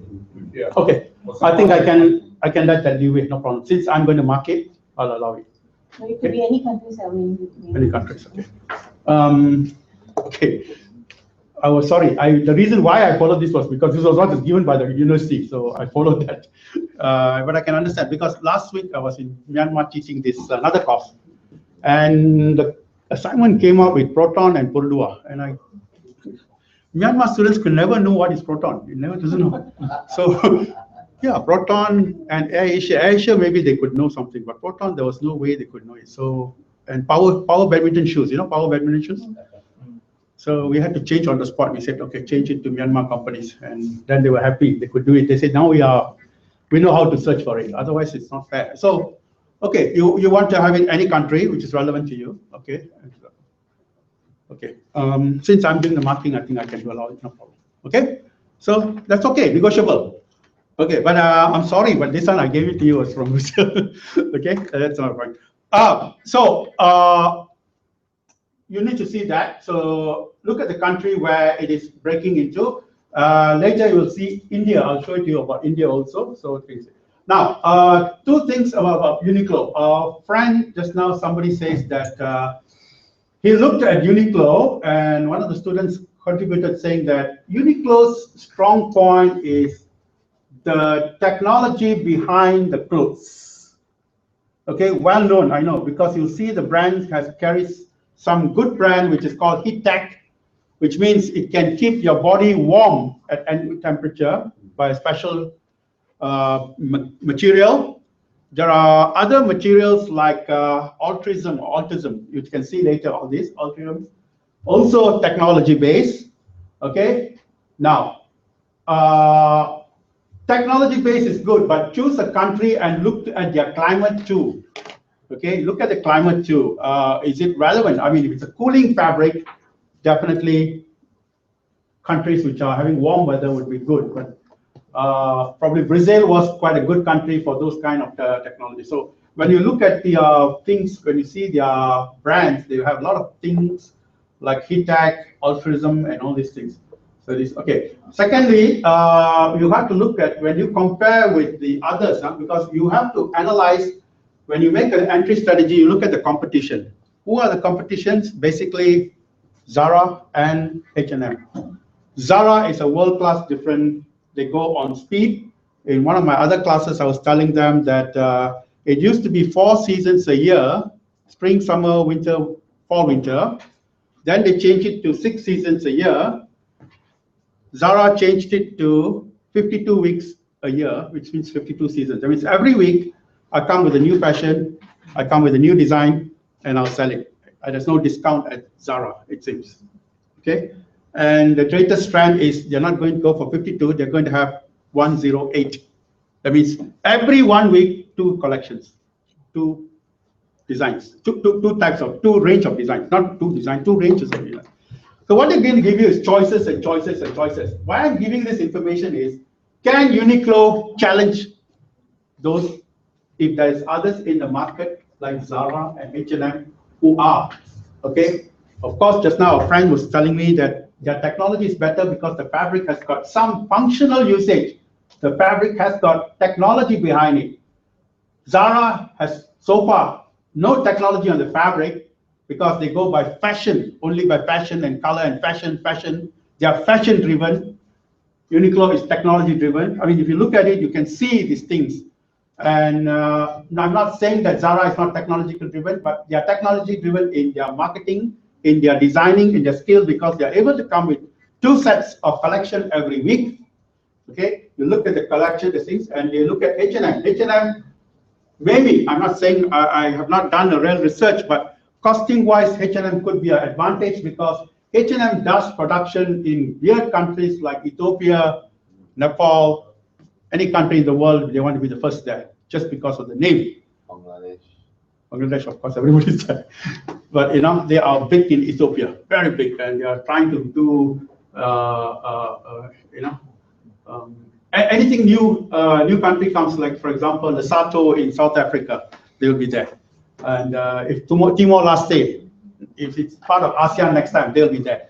They are everywhere. So, you know, there's a different strategies to do that. And you've got to find out not only from the strength of the population, the purchasing power, but you look at who are the competitors who are going to come into that market. If you choose Cambodia, the local brand against other brands. So we look at some of the things that they have taught this. So as you go on, okay, those who want to contribute, please contribute. Right? Like I appreciate what other students are telling me. Okay, is this big enough? You can see, right? You want to off it there, right? Okay, we are looking at opportunities and challenges, limited traditional entry strategies. Just off the one, just to maybe get sequence better. Again, I'm going to this entry strategy mode. That's what I'm trying to do, limited traditional entry. What is the best way for, you've got to give an advice, huh?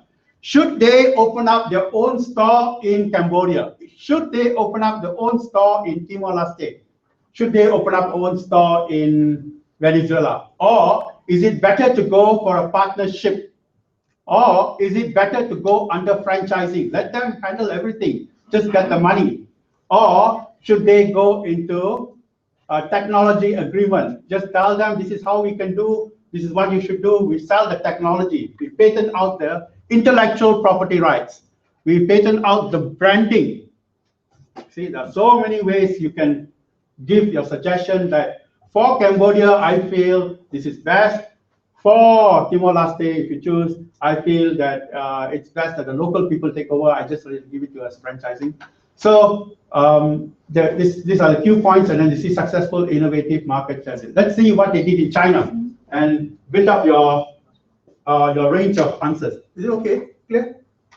Yes. Good. So China, is that a fashion market? Yes, it is becoming a fashion market, but not all of China is fashion. Don't forget, there is other part of China. Okay, there are Sichuan province, not Sichuan. Where's Urumqi? Urumqi is in which area? Urumqi is on the eastern side. The Uyghurs, Uyghurs also there. They are not that fashionable. They are also a little different, but the basic Chinese market is, okay, you look at the size of the market. So if you choose Cambodia, my friend, do you feel Cambodia is a big market, like 9 million people? That's something you have to decide. It's okay, nothing wrong. Okay, Malaysia is 30 million, nothing great, but people are still buying. So many Uniqlos are coming up. Okay, there's nothing wrong. Okay, you look at that. Okay, and you look at the new Chinese customer. Who are they? Young, educated, fashionable, people who want the iPhone next day, people who want the Apple next day. Okay, people who are looking for technology-driven fabrics. I don't know, could be any. Okay, and how widespread is e-commerce and distribution opportunities that this country has?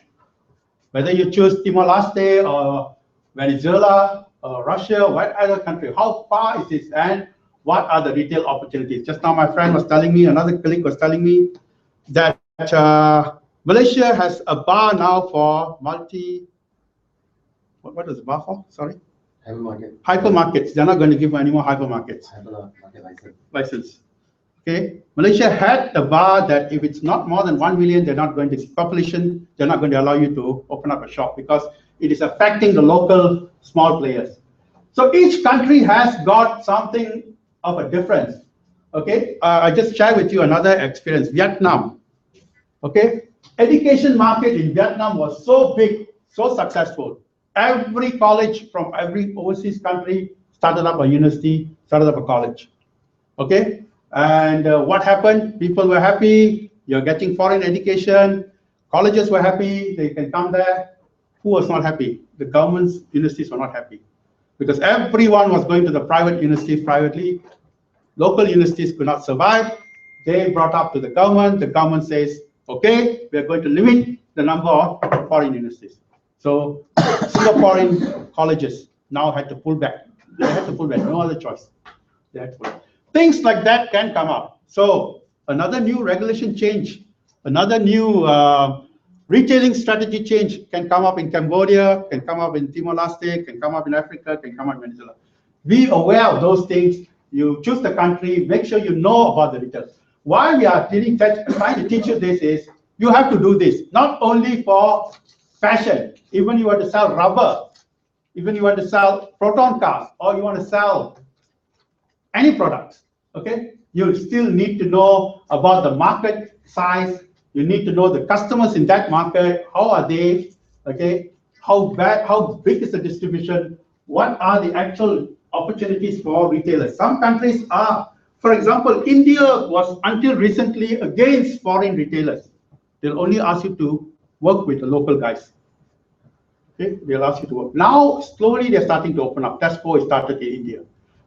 Is it getting warm? No. Is it getting warm? No. Yeah. It's getting warm. Okay, anyway, someone who's in charge of the aircon, somebody has to adjust it. Okay, let's enjoy the class with a nice warm or nice temperature, not suffer in agony.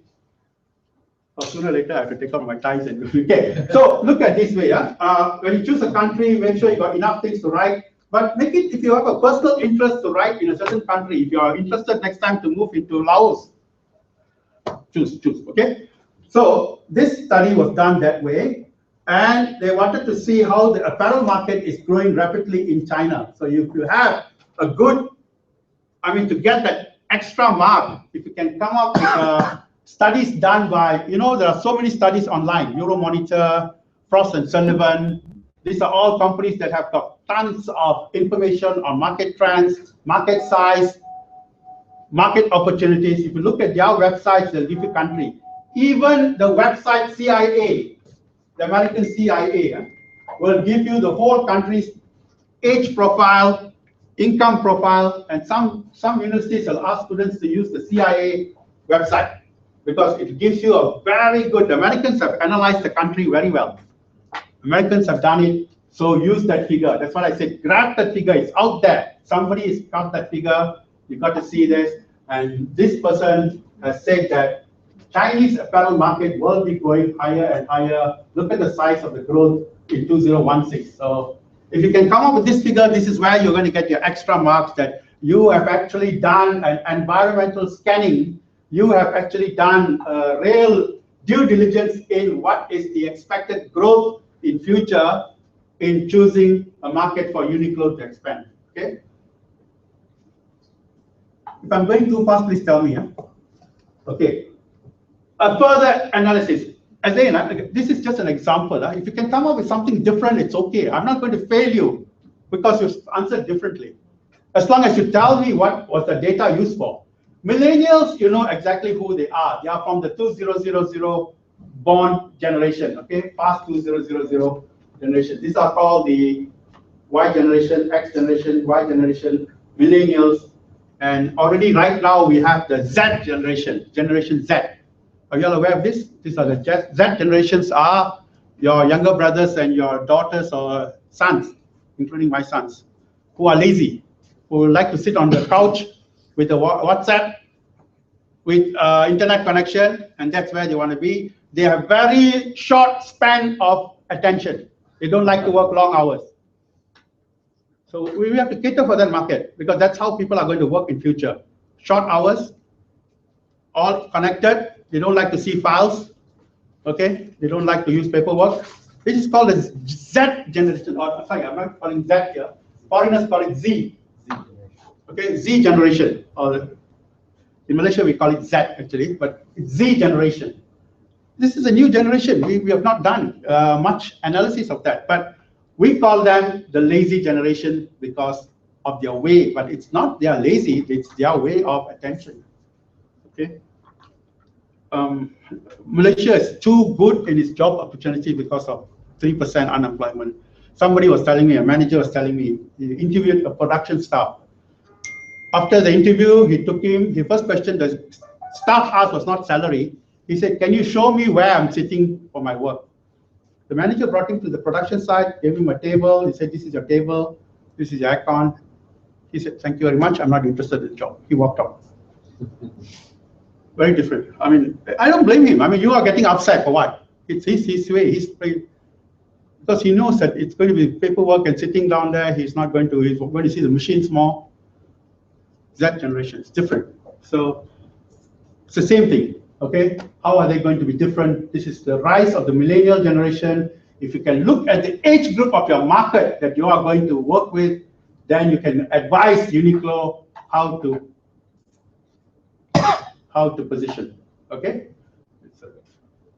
So I'm not saying that you must use millennial. If you want to use different, probably I'm just giving you if you look at Malaysian, the phenomenon is quite different for gender. If you go to universities, you find that more girls are studying university now, not men. But it's a very surprising thing. I don't know whether it's good or bad for the future. More girls are in the university, less and less guys are in the university. How to interpret that? Kala, how do you interpret that? It's good. No, how do you interpret it? What is happening?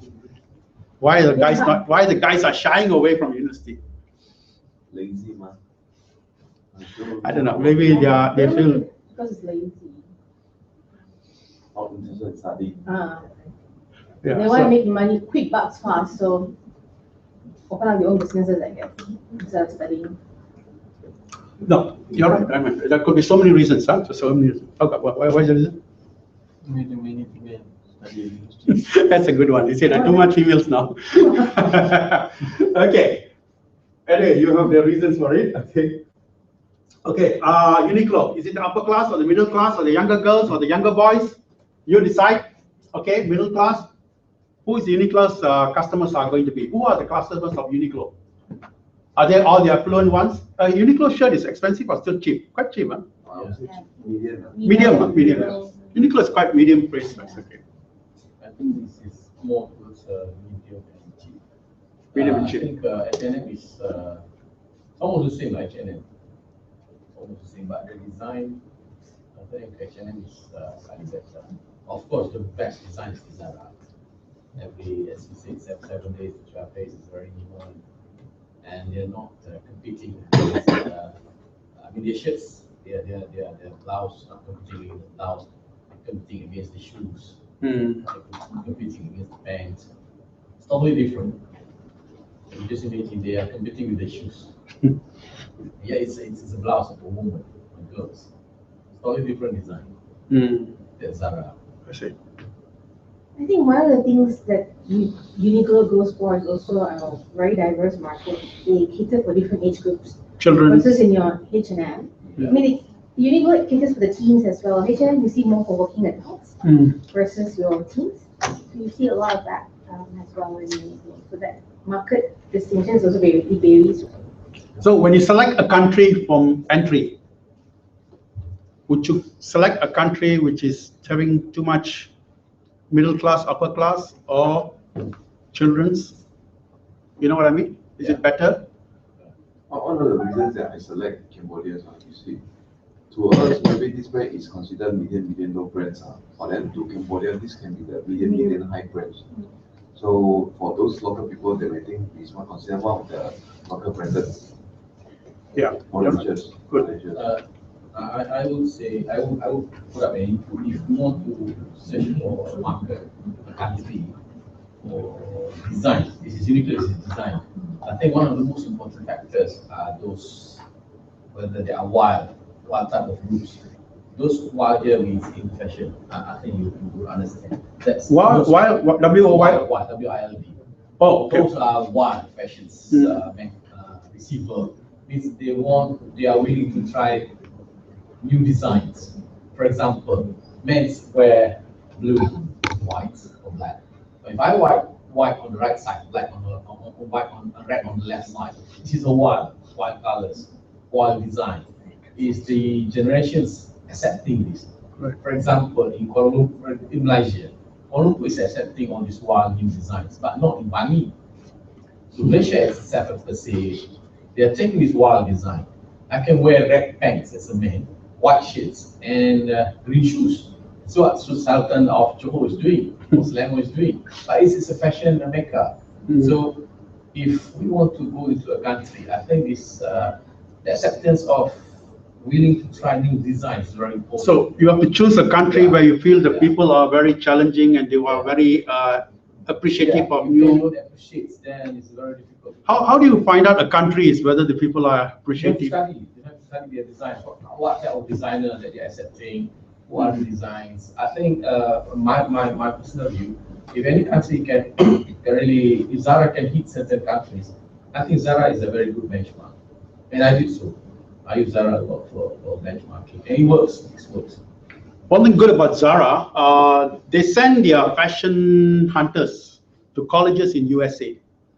So if in the college today morning somebody is wearing something weird or good or wild, as he says, or fashionable, and the color is unique, that picture is taken immediately, sent back to Spain by PDA, and somebody is working on the next day with the color in China production, and within 1 week it's back. So you don't wait like 6 months. So what? You failed one collection, so nothing wrong. As he says, the wow, that's one called wild and textile, and others they call it wow factor. Wow. You know what I mean by wow, right? Wow, this is terrible. Wow factor. That's an English word, actually, wow factor. So some of them like to use that English word.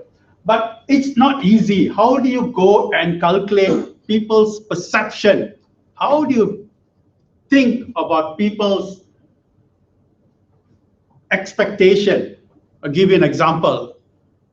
The famous offer right now, go to Mars, one-way trip. The queue is long. Still, selection process is going on. It's a one-way trip. You can't come back. But why is there so many people going? How to understand people who wants to go to Mars and don't come back? What are the reasons? There are many reasons. Okay. One of the reasons is they are fed up with their family. One of the other reasons is they want to become the pioneers in Mars. They say, this is my chance to become famous. And the third thing they say is, I want to be adventurous. I don't give a damn about what's happening in Earth. I want to be adventurous. It's different wow factors, But it is not easy to understand. That's where your auditing comes in. Very difficult. How to understand. So it's not easy. But you have to do it because you are the leader of this organization. And your company needs to survive. Or the word in management, of course, as I said to everybody, the trend word is called sustainability. How are you going to be in business continuously for long? Okay, these are the trend words that you use in your discussion. Sustainability. Another word that you normally use in your management discussion, collaborative arrangement. How you can work with other people. Okay, you need to have collaborative arrangements. Start using these words in your talks, in your seminars, and you talk to people. Or the third word is called strategic alliances. Strategic alliances. When means you make friends with the right people, with the right connection, okay? Sleep with the right person in business. That's what it means, so you can enjoy the business. So anyway, coming back to here, it is not easy. This is all assumptions. Who is going to assume you are 2022? You can't even discuss next month's budget sometimes. How you're going to sell. And you are going to make assumptions for 2022? It's difficult. But who has to do it? You have to do it. That's why you are in the doctorate, because we expect you to do it. Okay, another thing that you look at it. How are customers changing their attitude? Okay, are they all going to brand awareness? Okay, so when you think about the country, whether it's Cambodia or whichever country you choose, these are all assumptions, but you've got to make an assumption and say, this is what is happening in that country. There's a consumer attitude change. Because if your boss tells you, go to Cambodia, open up this branch for me, and I want a report, you have to come up with this report, and you have to make that correct prediction, correct assumptions. Okay? A lot of things quite difficult to assume. I think yesterday I was watching the TV. Jose Mourinho is out of Chelsea, right? Those who follow football. They already got the successor most likely. They are already asking questions. What can Chelsea be now at the end of the season? Will they win any tournament? Everybody doesn't know the answer, but you got to know. There's going to be a change of attitude of people on Chelsea now. Okay, one say the team is going to be condemned by people because the players fail. Some say it's Mourinho's fault. Anyway, it doesn't matter. But what I'm trying to say is that there's already an attitude change. Okay, greater willingness to try new brands, new price awareness, increased desire. You can use all this for your other country. Nobody's going to see. So even though it comes out on a China case analysis, you could use for your Cambodia or for your other countries who you use. Okay, use this analysis. So even in music, there are a lot of changes, especially in music. Music is one area of business that you cannot understand the consumer's attitudes. Very, very difficult to understand consumer's attitude in music, especially with the rap now, whether it's singing or not singing, whether it's vulgarity versus music, whether it's rattling of words against music. It's all consumer attitude. Today, the music of tomorrow is something that you don't understand. Okay, they look at consumer changes.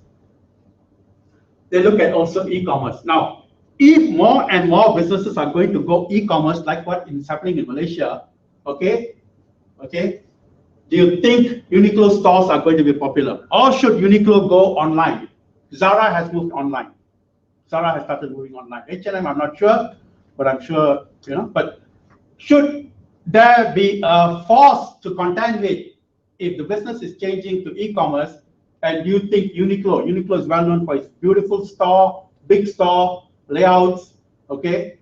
Are they going to be survival in future? So if you go to a sophisticated market, that market will go for e-commerce. If you go for probably middle income markets, I'm just giving an example. For example, maybe Cambodia or Timor-Leste, maybe there they would like to see stores because shopping is an experience. Shopping is with ambience.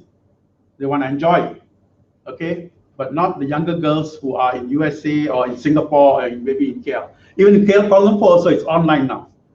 Everybody, even the Muslim market is online now. All the scarves, Muslim wears, all online. Most of them are buying online. So how many of you buy online? You buy online? Tada. I do. You do? Oh my God. Okay, I don't buy online. Taobao in China. One of the case of online, people go online, it's like overcome eBay, Amazon, all the rest of it. People just do it online for everything for housing. Yeah. Much more complicated. And you don't pay for delivery most of the times. People just deliver to you check it, is it okay, suitable, you keep it. You can return also. You have 7 days to return it back. Yes. No problem at all. Yes. No need to waste time to go shopping. You have more than 100 pages, more than several thousand of suppliers. The problem is to choose. Yeah. In China, the e-commerce is very, very, very fast. Much more faster than us. Same for food. I don't need in China to go buy something bulky. I buy it online. Grocery, online.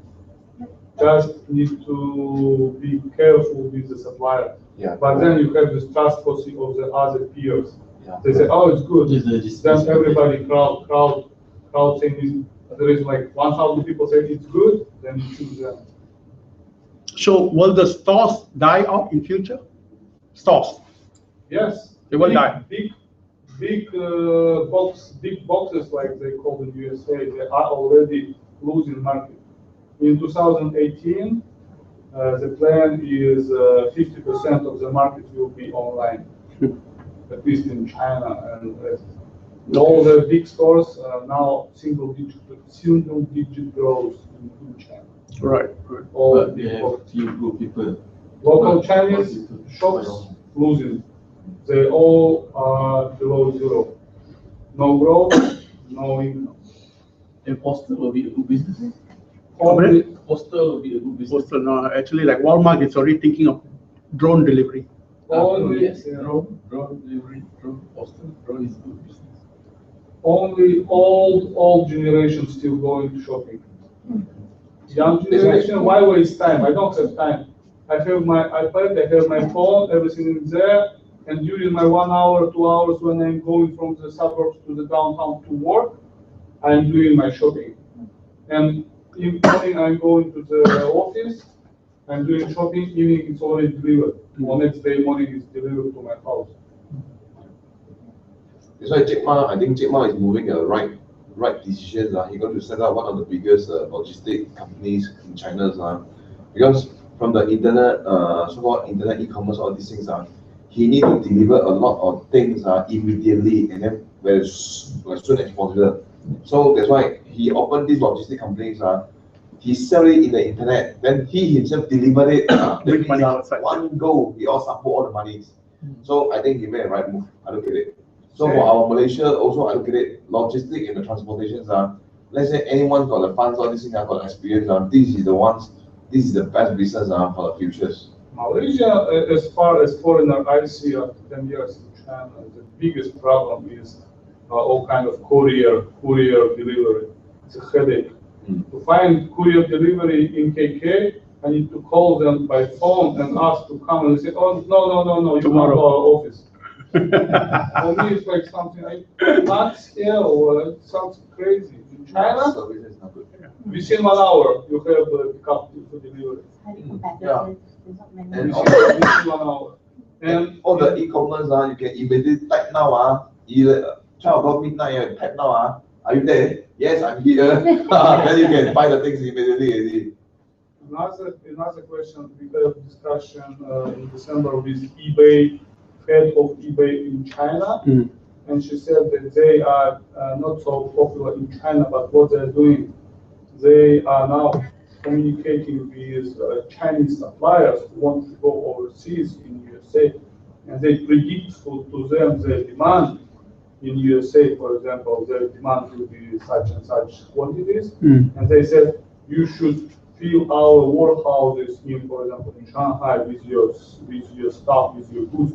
We will do all delivery, custom clearance, all formalities, and it will be in 1 week or 2 weeks later in USA. And they did step further. They said the demand in USA will be, we predict for your goods next month will be this and this and this. You should stop warehouse in USA with your product. Then the delivery to the customer will be within 2 days. That's what people do now. Correct. Even the textile industry, which I'm associated, we have a company in Hong Kong, not mine, but my friends are having it. Their database is connected with every retail shop, like in every supermarket shop where they are selling the product. Every time a shirt is sold automatically, automatic replenishment starts. No need to wait for an official purchase order. No need to say that. In fact, the supplier, the store in USA is telling, you take care of my whole inventory and deliver it. I don't want to get involved. I just want to do the display and selling. So we have to watch every day, computer, how many shops this shop sold, how many shops, how many size, how many colors, and automatically replace. Don't wait for anything, quickly do it for me. So you're right, you got to do more service and service and service. So coming back to that thing about delivery and online and e-commerce. So if it moves to Cambodia, I'm sorry I used it out because I took your Cambodia. What should they do? That means what would you do? What would you analyze? What would you think? Because think of the country. Of course, I think Cambodia's internet penetration is higher than Malaysia now. If I'm not mistaken, it's already higher than Malaysia. We are behind a lot, but they are far ahead. Should they consider this or for the next few years, or what do you think? I just want to know your thoughts. My immediate thoughts are, this thing can be immediately set up in the Phnom Penh, their big city, Phnom Penh.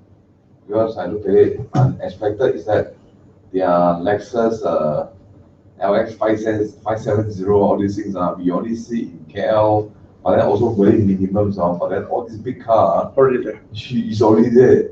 And then Lexus, the 4-wheel already is quite considered normal car in Phnom Penh.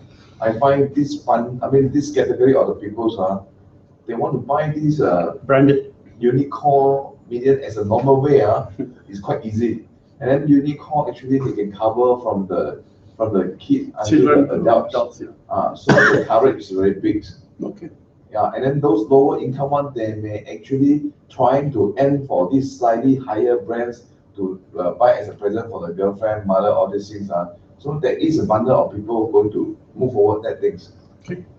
So if you can justify it, very good. You can justify it, very good. Anyway, it's true. Cambodian minimum wage is going to rise up again. That's what I heard yesterday, a few days ago. They're going to raise up. Used to be around $60 per hour, 80, 90. Now I think it's going to be 100 over 110 or 120. It's a rising market with purchasing power. Sorry for Malaysians, because our ringgit Malaysian dropped a lot, and then the non-bank is using USD, majority for foreigners, they're using USD, then that things actually make the whole market a lot attractive. Yes. Okay. But what about other challenges from European brands? They have other brands also, right? H&M, and they might have Gap. So anyway, you got to analyze the market. Look at that, study hard, okay? That's why sometimes when you want to do a market audit, you may have to go by yourself, spend one whole week, walk around. We do that in our market research. When we want to start a product in USA, some stores, we just walk around. One whole week, our boss will say, your duty is just market research. You go to shop, write down. Go to shop, write down. Go to shop, come back, analyze and give it to me. My personal views are Zara is better than H&M. H&M basically we know that we recognize by David Beckham, all these closest, then he's used the idol to represent the products. Then the other one, the Zara is more fashion. But then material wise, once you really go and use it, it depends on the people characters. Like me, I want comfortables that I immediately I go to Uniqlo, I can get many choices. But then you want fashion, you have to go Zara. So it's different group of the customer, I look at it. And then from the woman's reactions that I find, they may just buy one or two Zara during shopping time. Or then they can buy Uniqlo for the kids until the husband or thing. So, I mean, one time, 10 pieces out. It's like that one. So that's why I look at it. The volume difference. I look at it. You can justify it, it's okay. But it's not easy to predict. For Uniqlo, I think they don't compete with Zara. They compete with H&M. Because they benchmark H&M. Whereas H&M they open next door. At least in China. Same in KK, I noticed. As soon as H&M opens the first store in KK, like maybe months or 2 months later, Uniqlo opens their store. Then the Uniqlo purposely go and beat the H&M, purposely one. You said I said beside you, I said beside you. Chinese strategy. Yeah. Your customer will come to see my goods. It's the same with Starbucks and Coffee Bean. Coffee Bean opens, Starbucks open, KFC opens, McDonald's opens next nearby. Okay, these things I think marketing changed a little method. Starbucks is open everywhere now. Then Coffee Bean, the outlet is lesser. Lesser now. Starbucks everywhere. But it used to be like one open, the other one open, other open. Long time ago, yes, but then now Starbucks changed strategy. Okay. Right. So anyway, you have your reasons. Let's see, ferocious price competition. Okay. So that's how they analyze on China, and they look at this way how it is being distributed. We had just now talked about the trend changing to online. We are not interested in the big stores like what they say. Okay. And just now we said hybrid stores. Okay, that's how they analyze it. Let's see other things how they analyze it. Yeah, if you open up a shop, a Uniqlo shop in whichever country, how is it to be taken care from the cost of departmental shop? Whether it's going to be very expensive, whether it's very fragmented in like KL itself, maybe there are too many places. Okay, so whether it's financially driven, it's okay. It doesn't matter as long as you have your way to analyze that departmental shop challenges. For Uniqlo, tell me something. I went to their Tokyo HQ. It's a whole building, in fact. That Tokyo building, that building is become one of the tourist spot. Whole bunch China travelers, whole bus come down, then all go in, then okay, one hour left, like that one. So it's becoming a tourist center, like yes, then you create like tourist centers for all the people for 1 or 2 hours shopping there, then left in the Tokyo Uniqlo Tokyo. They do until they, I mean, I believe they're linked to the travel agency now. I believe that. People want to see the whole store, how it looks like originally. Ah, yes. Then they're bringing the whole crowds, one bus like that. And who are the tourists? Old people or young people? That's another thing you should analyze. This one Uniqlo is a good thing is that they can cover every Correct. age. All the levels they can cover kids, women's, men's, all men's, they all covered. And they Four have, buildings. yeah, and they have different clothes for different seasons as well. And your winter clothing is also available at all Correct. times. Yes. Fleece. Because you travel out to any other countries, you still need winter clothing. So they have Yes. that available. So you have it for your in season and any other seasons as well. Right, So it's quite wide range. Yeah, yeah. Okay, of course, you've got to think about rental in each country. Is rental very high in some countries? I don't know, Vietnam is getting more expensive right now, very expensive, so it's not easy. And I mean, this is something you've got to analyze first, okay? You are opening up a store now, no more just online. So you've got to study the rentals of this country against where you want to go, okay?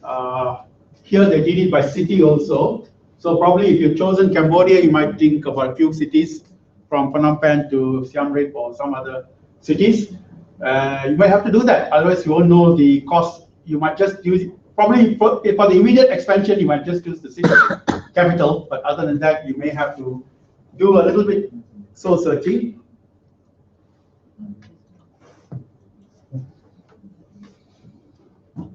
Just 1 minute. Okay. Do you want to have your own store or do you want to go joint venture? I think in Malaysia, Uniqlo is joint ventured with one local company. So it's a land property dealer. Anyway, it's a joint venture with somebody. It's not 100% owned by, can't remember the name. It'll come to me later. Anyway, it's a joint venture because they felt like these people are very good at property, so it's easier to get properties. So do you want to go on joint venture? Do you want to go for non-joint venture? Do you want to set up your own shop, your own stores? Okay. And setting up your own shop is going to be, of course, you need resources and expertise. Okay. And you have to decide on that, whether you have enough Cambodians who can set up and buy those things. Okay. About Chinese market on initial public offers, they analyzed on that. Okay, this is how he decided to enter is China. He decided to go for licensing actually. Mostly he wanted to go for licensing. And then he described a little bit on how to do it. Step 1, he wants to go on this criteria. Okay, step 2, step 3. So you can come up with your own step, whether, because the idea of course, licensing or whether not to licensing or franchising or your own store there, it depends on how much control you want to have. You can see later some of the slides will say how much control you want to have on the operation, how much control you want to have on the day-to-day running of the operation. So it depends on how you choose, which country you choose, how do you want it to be done. Okay, let's see other slides of China.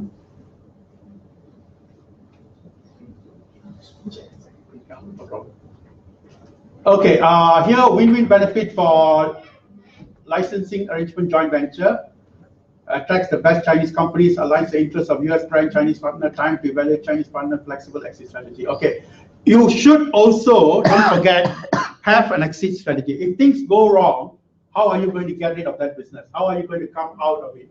It's nice to enter the mode, but you do sometimes discuss on the exit strategy in the sense that shall we just close down the shop and come back, or shall we just sell off the share because it's 50-50?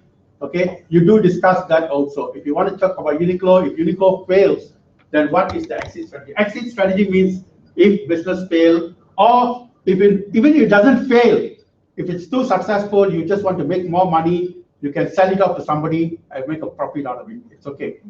At the end of the day, you decide whether you want to run for the future, or you want to sell and make money, or you want to run away from that place. Okay.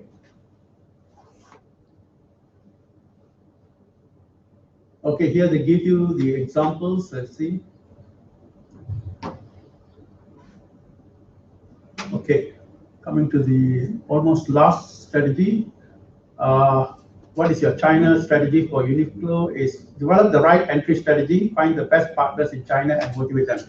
They are willing to get the right partner in China. So this is how they want to enter China. And they've already entered China anyway. So they thought of working with somebody else and better motivate with them. So that is the right entry strategy that they choose. So you could choose other entry strategies later. You can see whether you want to run your own stores or this. But the final conclusion is don't wait. The door won't be open. Actually, I remember Uniqlo wanted to work with a group called Giordano in China. Giordano was a good brand from Hong Kong, and they were trying to work together with them, but finally they went together with Giordano a lot, but finally, for some reason, they did not go with Giordano. So they selected some good partners, but finally they did not do it on their own, and now they've got the partners. So this is an example of how they went into China. Okay. Let me see about India, if you don't mind, until 1 o'clock. Are you getting some points or not? Yes. Okay, good. That's what I want to hear.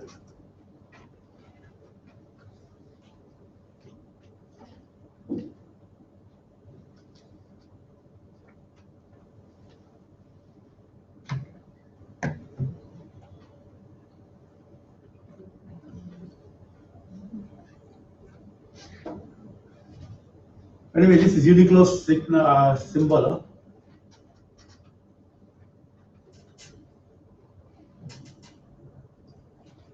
Okay. Just now we were talking about technology. This is what I talked about, altruism or altruism. Altruism is a technology that Uniqlo carries in their smart shirts. Okay. Very temperature conscious. Okay, it's a fiber technology that you're talking about, and the other one is called heat tech. Heat tech is a technology that retains heat during cold weather. Okay, airism technology is a smart shirt based for hot and humid weather. It's breathable. So be aware that they have technology in their product. Heat tech, which is retaining airism, is breathable cotton, which is for convenience. That's why one of our colleagues was saying that you feel more comfortable wearing Uniqlo shirt, Uniqlo things because of the technology behind that things. So it is good if you feel that the market wants it. In Malaysia, I don't know whether people really use this. Do they use? But they go for that technology.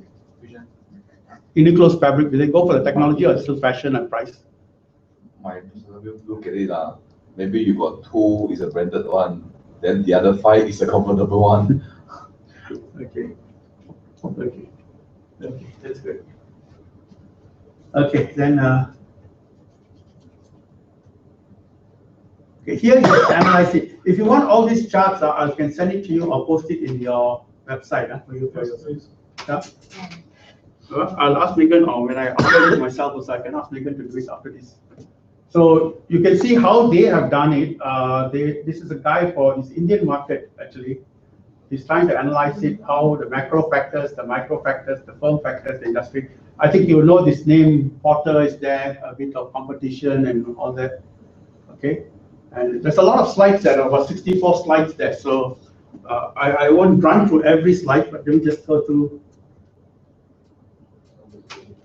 Here, he has analyzed the whole global market, actually. He has done the whole global market.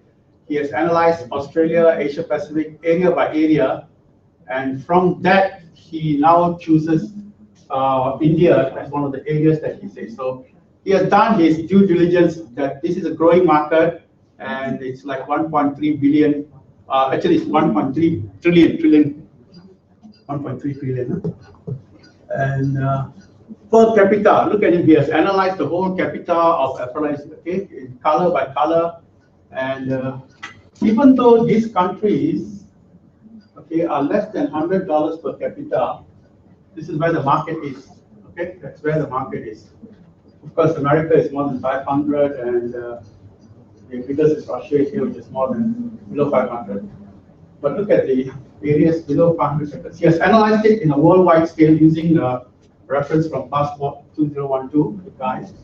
And from there, he says he has done from the macro factors the analysis. So just now he looked at the whole textile industry. He said it's a 1.3 billion, it's still growing. Now he looks at whole world and looks at all the income levels before he decides which country he wants to go in. Because originally, remember your assignment was here, which country to go. And if you follow this, it's actually Chile. Chile is the one that country here. Okay, you will not go for, no, not Chile, sorry. You will go for this one. Brazil and Argentina. These are the biggest market, and Colombia. This is, of course, Argentina, Brazil, Colombia. So if you have used this, you'll go this. Let's see where is Cambodia. Cambodia is still somewhere here, which is not in that time. No, just this is 2012. I'm not saying that you have to follow this, but he has done this analysis to make sure why you should go to a country. Okay, that's the reason why he's done that. So pretty. I don't expect you to go and analyze the whole world. Maybe you can just take out this, okay, and use it and say, I want to go to this country.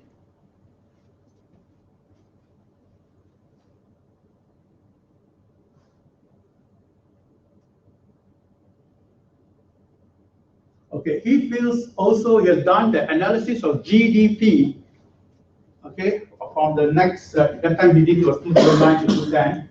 Probably, if you are hardworking, you can do for 2016 to 2019 of countries where you feel the GDP is going to go, the growth. And he feels the growth is coming mostly from Saudi, Turkey, Mexico, Russia, UK, and Germany, Chile. The other countries he thinks is going to be lesser.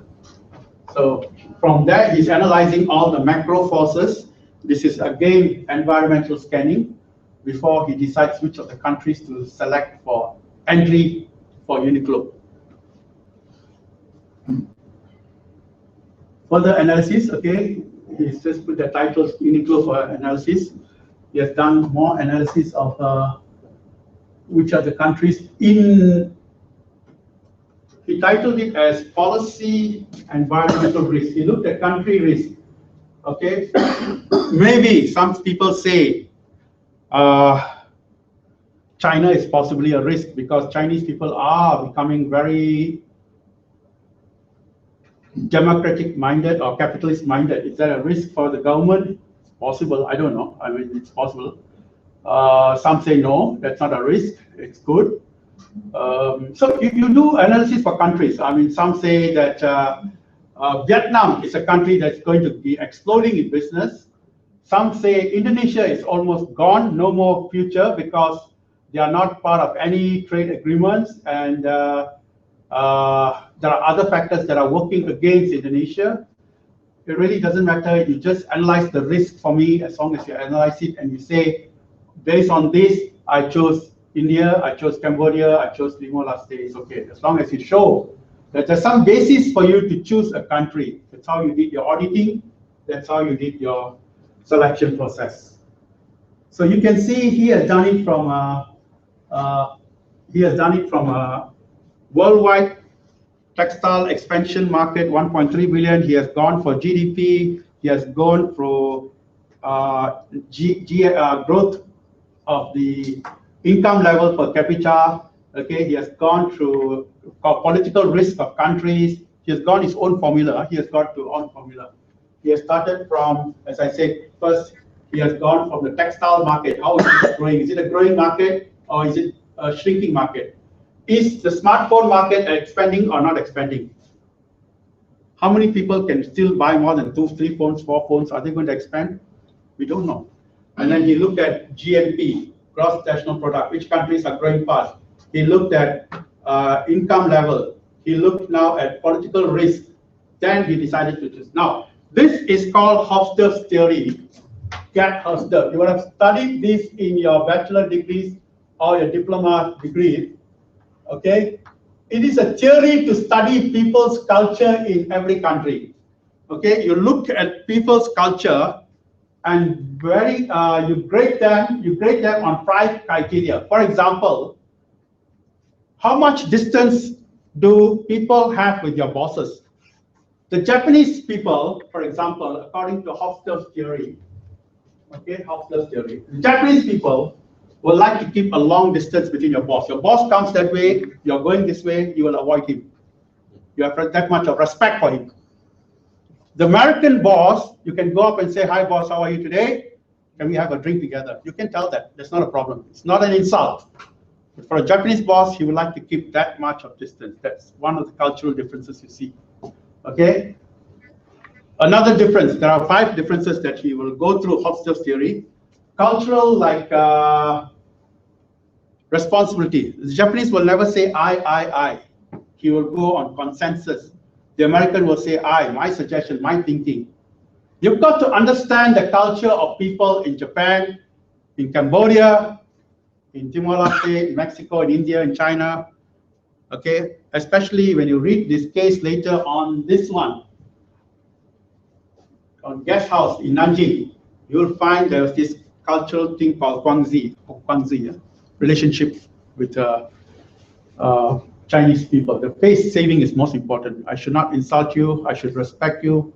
Face saving is a concept that the West doesn't have, but Asian culture does have it. So there are a lot of things about culture, and Hofstede, he has analyzed it in 5 criteria, and later you'll see the 5 criteria, where it explains to you whether what kind of culture is suitable for your company to penetrate you. Okay, if you're a very conservative company, why would you go to America when you find that it's going to be difficult for your staff or for your company to understand the American cultural value? Is it easier for you to go to an Asian country where the culture of organization, culture of management is more suited for you? You look at that too. You can look at that. So many angles of looking why you want to enter a business with another country.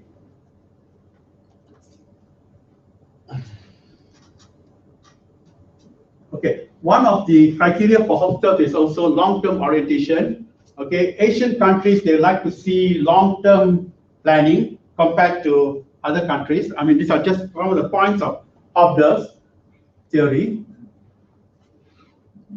Okay, now you look at the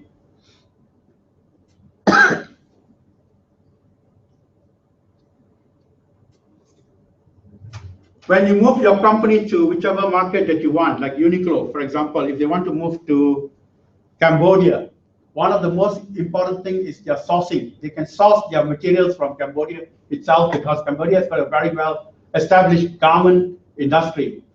If they were to move to, for example, Nepal, okay, or Ethiopia, okay, which is in the somewhere landlocked countries, then that sourcing requirement is going to be difficult. But of course, you look at the industry. Here we are looking at clothing industry, which means basically cotton fabrics and raw materials like polyester fabric. That's all. So it can be brought in from anywhere in the world.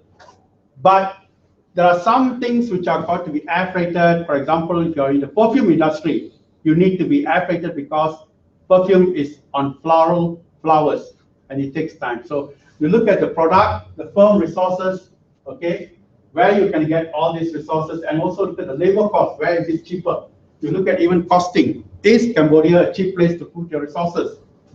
Okay, this is what he is doing to show. Okay, and he also looked at all the other competitors in the same market. CNA is, of course, a German company. He looked at all the other companies that are doing well and looked at their income levels, at their out revenues, sales revenues. Okay, top performing countries in each part of the world. So he has an idea like whether this company is going to do well in Cambodia or India. He did more analysis on his business on India. Okay, he looked at also consumer debt, maybe too much debt. Some countries, people like to buy on credit. Some people spend too much money on credit. He analyzed it also by credit, consumer debt profile, okay? I'm not saying you have to follow this, huh? This is just an idea. He has done it in that day. So you don't have to follow that well. We will look at later the Brazilian case that I gave you. Okay, that was all macro factors. Now he's looking at micro factors. He's looking at share of clothing that you spend in each month. Okay, whether you spend how much do you spend on foreign retail shares on clothing? How much do you spend on your clothing in each family? Okay, he has done that analysis. This guy has done a lot of analysis on, but of course not his analysis, taken the figure from someplace.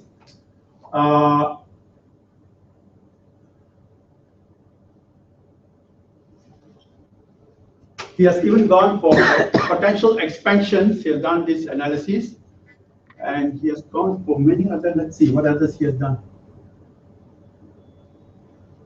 Okay, he has also given weight, okay, for criteria like GDP, political risk, long-term survival, local competitions. He has given a lot of importance scale on width. Then he has made his own criteria.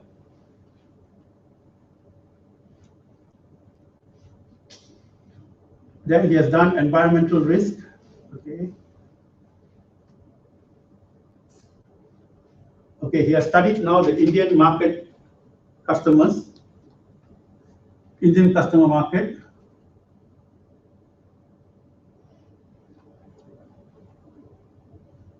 He has looked at the climate and political situation of India, because India is a widespread country, from different. Some of the states are communist states actually. Some are socialist, some are democratic. He has analyzed that. Okay, he's talking about entry rules, economic factors. You may recall the term pastel, right? You could have learned the term pastel before in your other paper, which is called political, economic, social, technological, legal, and environmental factors. He has done city by city profile. Okay, which are the biggest cities in India, the populations. Okay, it's very, very intensively has done.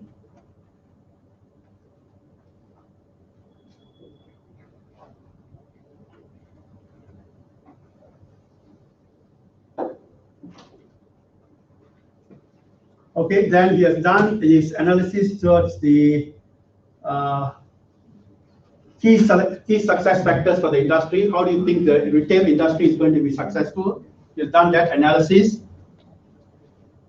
And then he decided on how you're going to enter, market entry strategy. What are we going to use to enter the market? Whether you're going to set up your own shop, licensing, franchising, or greenfield, or partnership, or exporting, just exporting to them. And all these 64 pages he has gone and analyzing on each of the factors.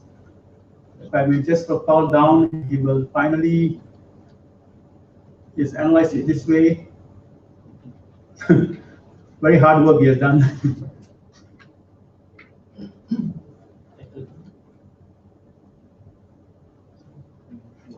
He has done a lot of analysis with the graph by using brands, competitive position of Uniqlo against others.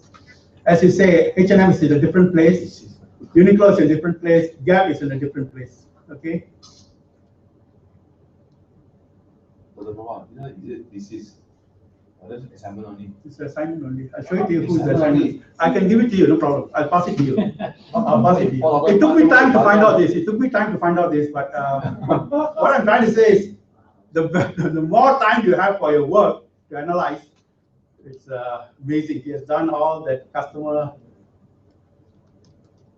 A bit like dissertation. Yeah. So I don't expect you to follow that. Okay, conclusions. Let's just look at the conclusions.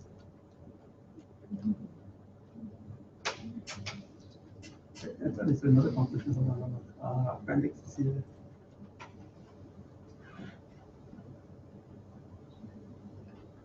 Okay, in summary, even though Uniqlo is financially secured to be competitive in the economic slowdown could capitalize to assess whether it could expand further into emerging markets.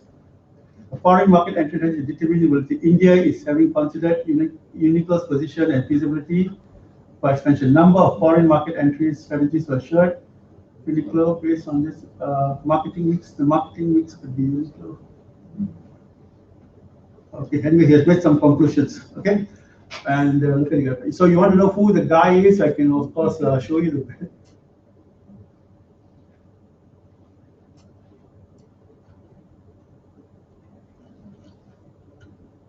Anyway, his name is here. So he did it in 2012.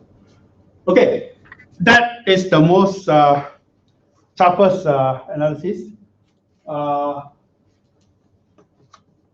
If you want it, I can send it in the file for you, no problem. I can put it up into you. So you can see the intensive research that this guy has done for entry strategy.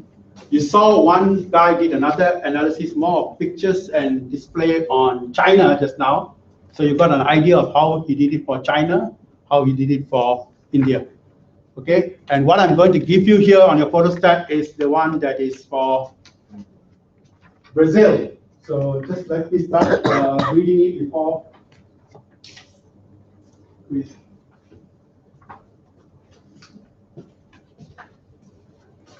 You could follow this as a simple way. I don't need to follow this particular strategy, but I showed you the whole complex strategy of going through. So here he started off with, of course, you have to start off with an executive summary, which you always do it after everything. Forget about it. I don't want to read every line, but let me just say that you go back to this simple thing, a guideline called introduction of what is Uniqlo. You have to tell us what is Uniqlo, introduction of Uniqlo. Terms like fast retailing will come into the picture, the year, how are they ranking? They are number 4 in the world. They are trying to be number 1. Okay, and if you are choosing Brazil market like what here he was, it is more interesting because 2014 was the football club world championship was held there. FIFA 2016 Olympics are going to be held there. So on that perspective, he thinks that Brazil was a very good market to enter. Okay, that's what's one of the reasons why. He had his reasons. So if you have other countries, you have reasons to use Qatar for the World Cup next time, or Russia for the World Cup next time, or whatever country that you're going to use. Okay, you could use it. But then he started off with the background, the market choice. He talked about the whole Brazilian market being the 5th largest country in the world, and how many regions it has, and the language, and the profile of the population, and how Brazil is increasing its rate of consumption. People's money income is getting better. It is the 3rd most attractive country in global attraction. People are adaptable. Okay, so he did a lot of market choice, and then you could start with the internal analysis. Okay, if you want to follow this, it's okay with me. So go to internal analysis. Then he went into external analysis. Okay, external analysis of who other people are going to be in the Brazilian market or Cambodian market or Malaysian market. But it's no point you talking about Malaysian market, it's already here. Choose a market which is not, right? Because you're supposed to give a strategy for entry. So choose something which is, Uniqlo in Cambodia already or not, boss? Uniqlo in Cambodia already or not? Sure, you went there. I went there, I didn't see that. Okay. You didn't see, maybe somebody has already started. But then just now I saw the knots you mentioned, Cambodia, this country. Is it? Because first of all, my first thought actually is Thailand, then suddenly it all actually inside, knots already. That report is actually 2012. 2015, I don't know which other countries have come in. Okay, I know 2015, he has already entered Bangladesh. And he's selling technique of Bangladesh. He says, I'm not interested in the business. I'm interested in CSR. CSR is social marketing. He wants to sell T-shirt at $1 in Bangladesh. At a population of nearly 180 million, he says it's good T-shirt market. $1 US per T-shirt. He plans to make 50 cents cost, 50 cents savings, profit. So, it's impossible this cost. Sorry, sir? This cost is impossible. T-shirts, they're very cheap T-shirts, very, very basic. If you only maybe buy like 90,000. Bangladesh is big. I think in South Asia, India, Bangladesh, all these countries, including Pakistan, they don't like to wear T-shirts material. They like to wear normal shirt, short sleeve or long sleeve. Like India, everywhere you go in the town, they are wearing like normal probably the shirt can be very cheap, but they are just wearing that with normal pants, not even jeans. But they don't think about the quality lah. No, but everywhere in India you go, you see this is the wearing the stuff. But in Pakistan, they are mostly wearing their national costume. But India, yes, everywhere is like white color, yellow color, green color, check shirts, all very shirts. Very can be like 5 ringgit, that kind of thing. The materials they are very cheap. Everywhere in India is there. You seldom see them wearing t-shirt, except that those are working in office or those are some educated ones. So now they are wearing some branded. Yeah, sure. So can Uniqlo sells in India? They're selling for that crowd. The philosophy of Uniqlo is to become #1 in the world. They want to penetrate every country. They will do it. We came back from teaching this course in Myanmar last week. All of them are wearing the sarong. But the shirt is branded Tommy Hilfiger. But the bottom is sarong. China, okay, China they are wearing t-shirt everywhere. So in India, I thought they can sell. Okay, and then here they have external analysis about what is the country doing. Let's see what else.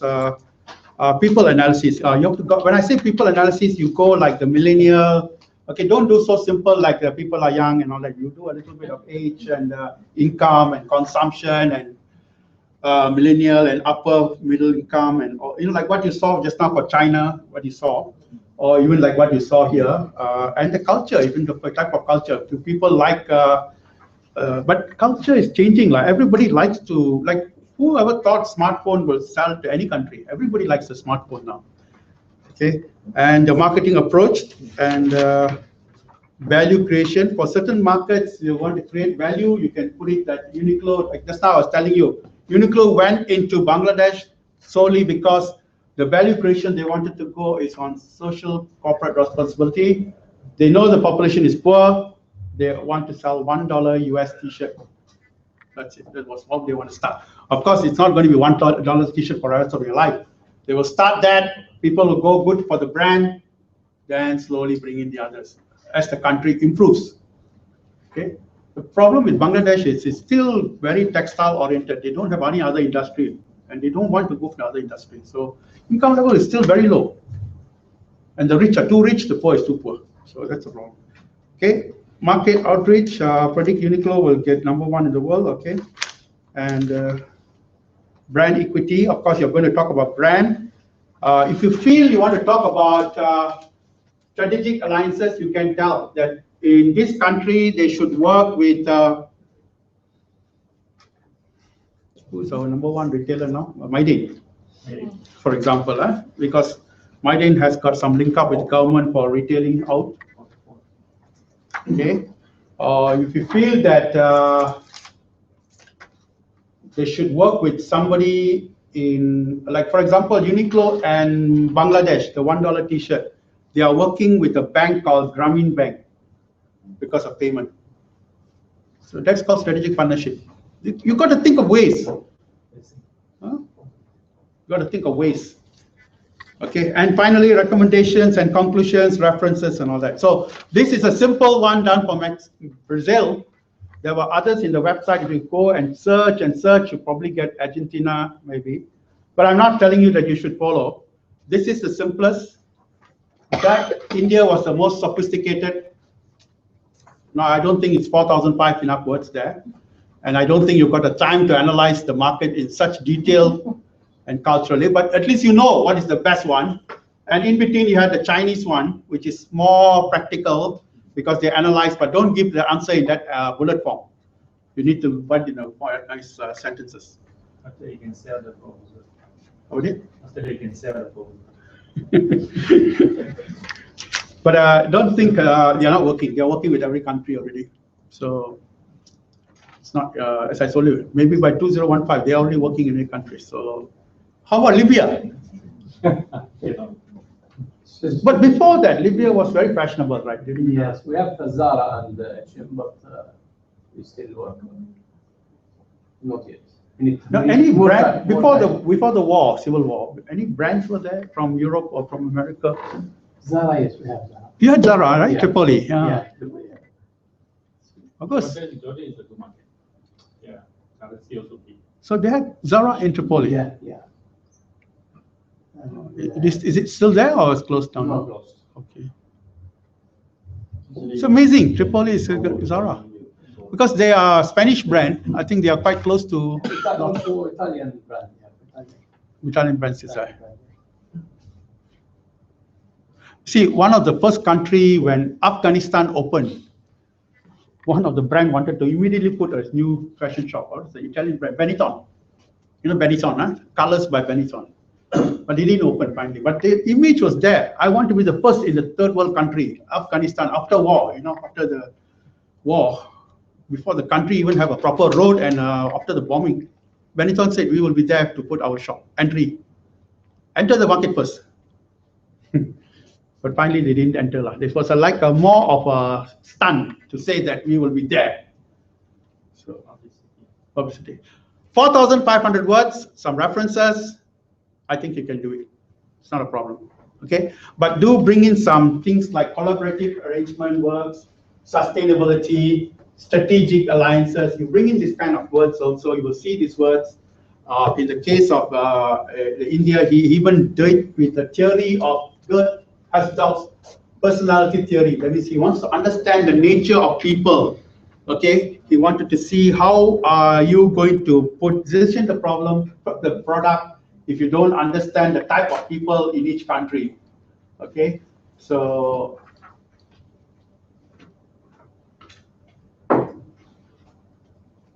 this is I'm not saying anything different, but in Penang, Rasa Sayang Hotel, they have very beautiful restaurants, 5-star restaurants in the hotels.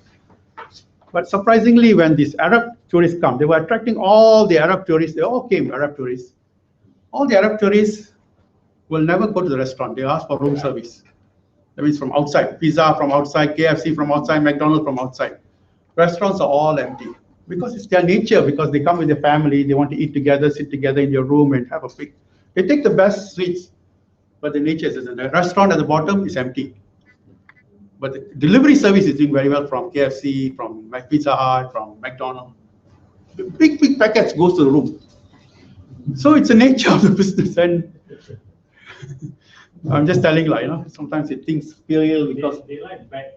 They like bread, yeah. They like a lot of bread and all that. So hotel don't sell so much of bread. So even the Chinese restaurant was a halal restaurant, but zero business. Guys just eating outside. Cannot. And their nasi, mandi, and all that. They only eat those things. And they feel safer with the fast food now. So culture sometimes decide on your market also when you choose. So I don't know about Uniqlo. Uniqlo is wrong all cultures, like everybody likes it. But I think Uniqlo came up with Islamic fashion in Malaysia already. Right? Uniqlo, yeah, I saw it in somewhere in Penang, KL. They have the scarves, they have the full wear. Islamic fashion, Uniqlo.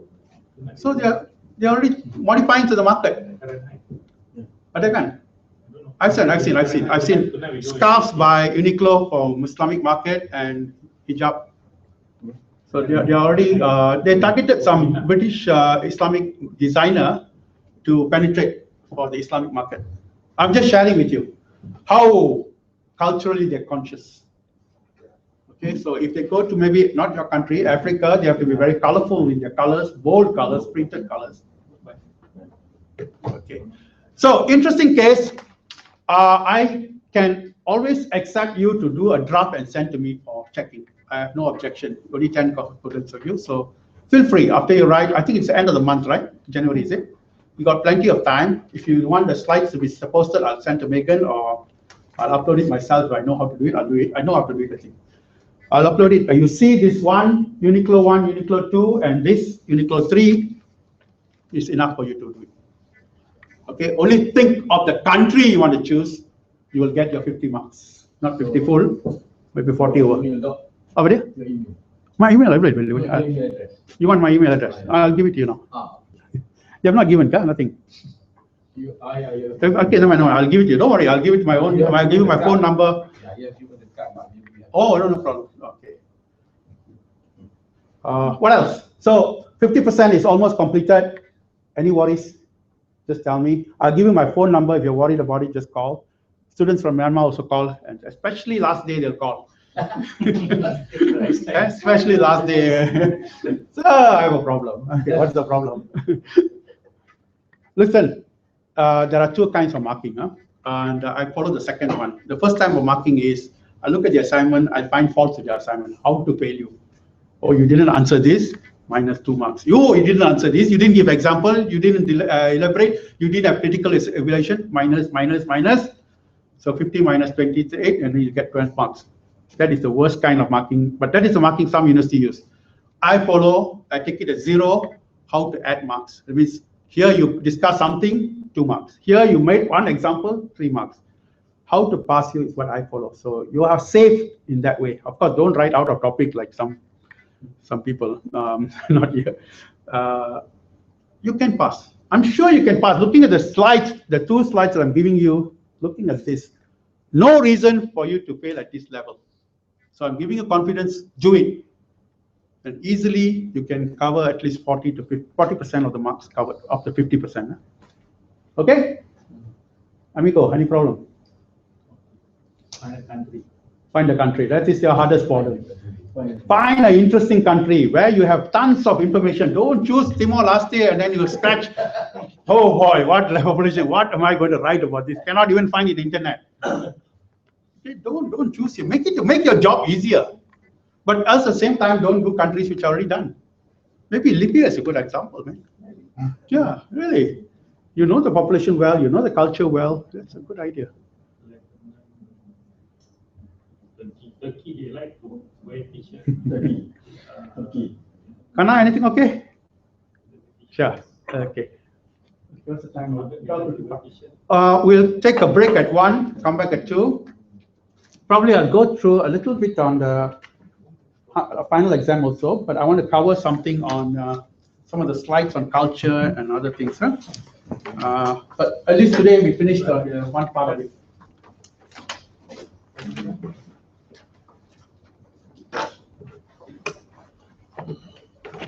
So it can be any country as long as there's no Uniqlo.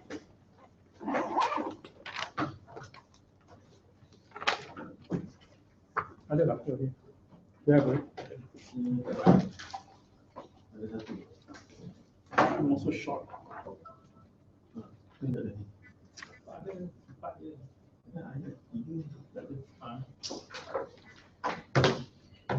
Okay, we shall take a break and come back around 2. I think you can leave your things here, no problem.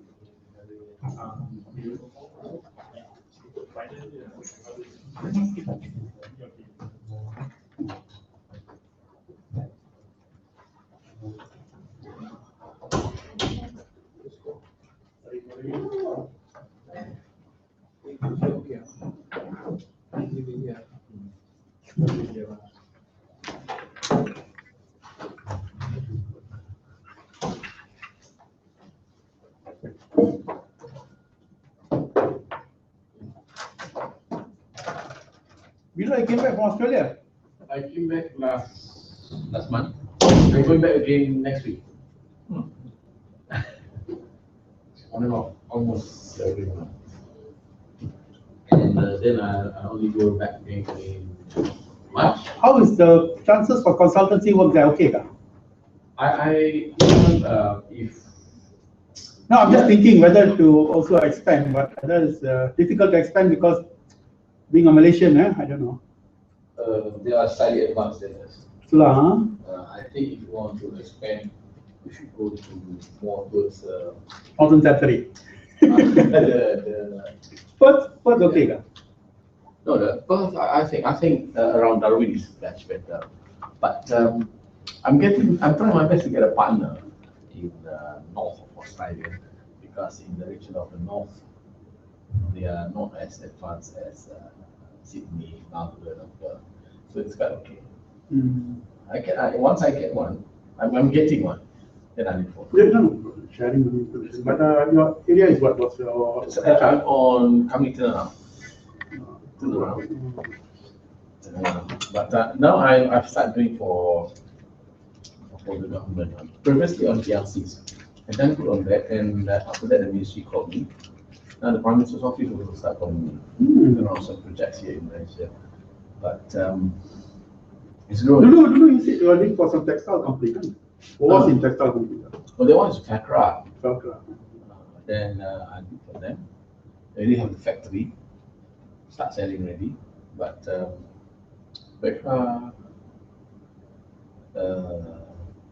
I don't know. The competency is not there. I know there are many SME, there are agency innovation here and NPCs here.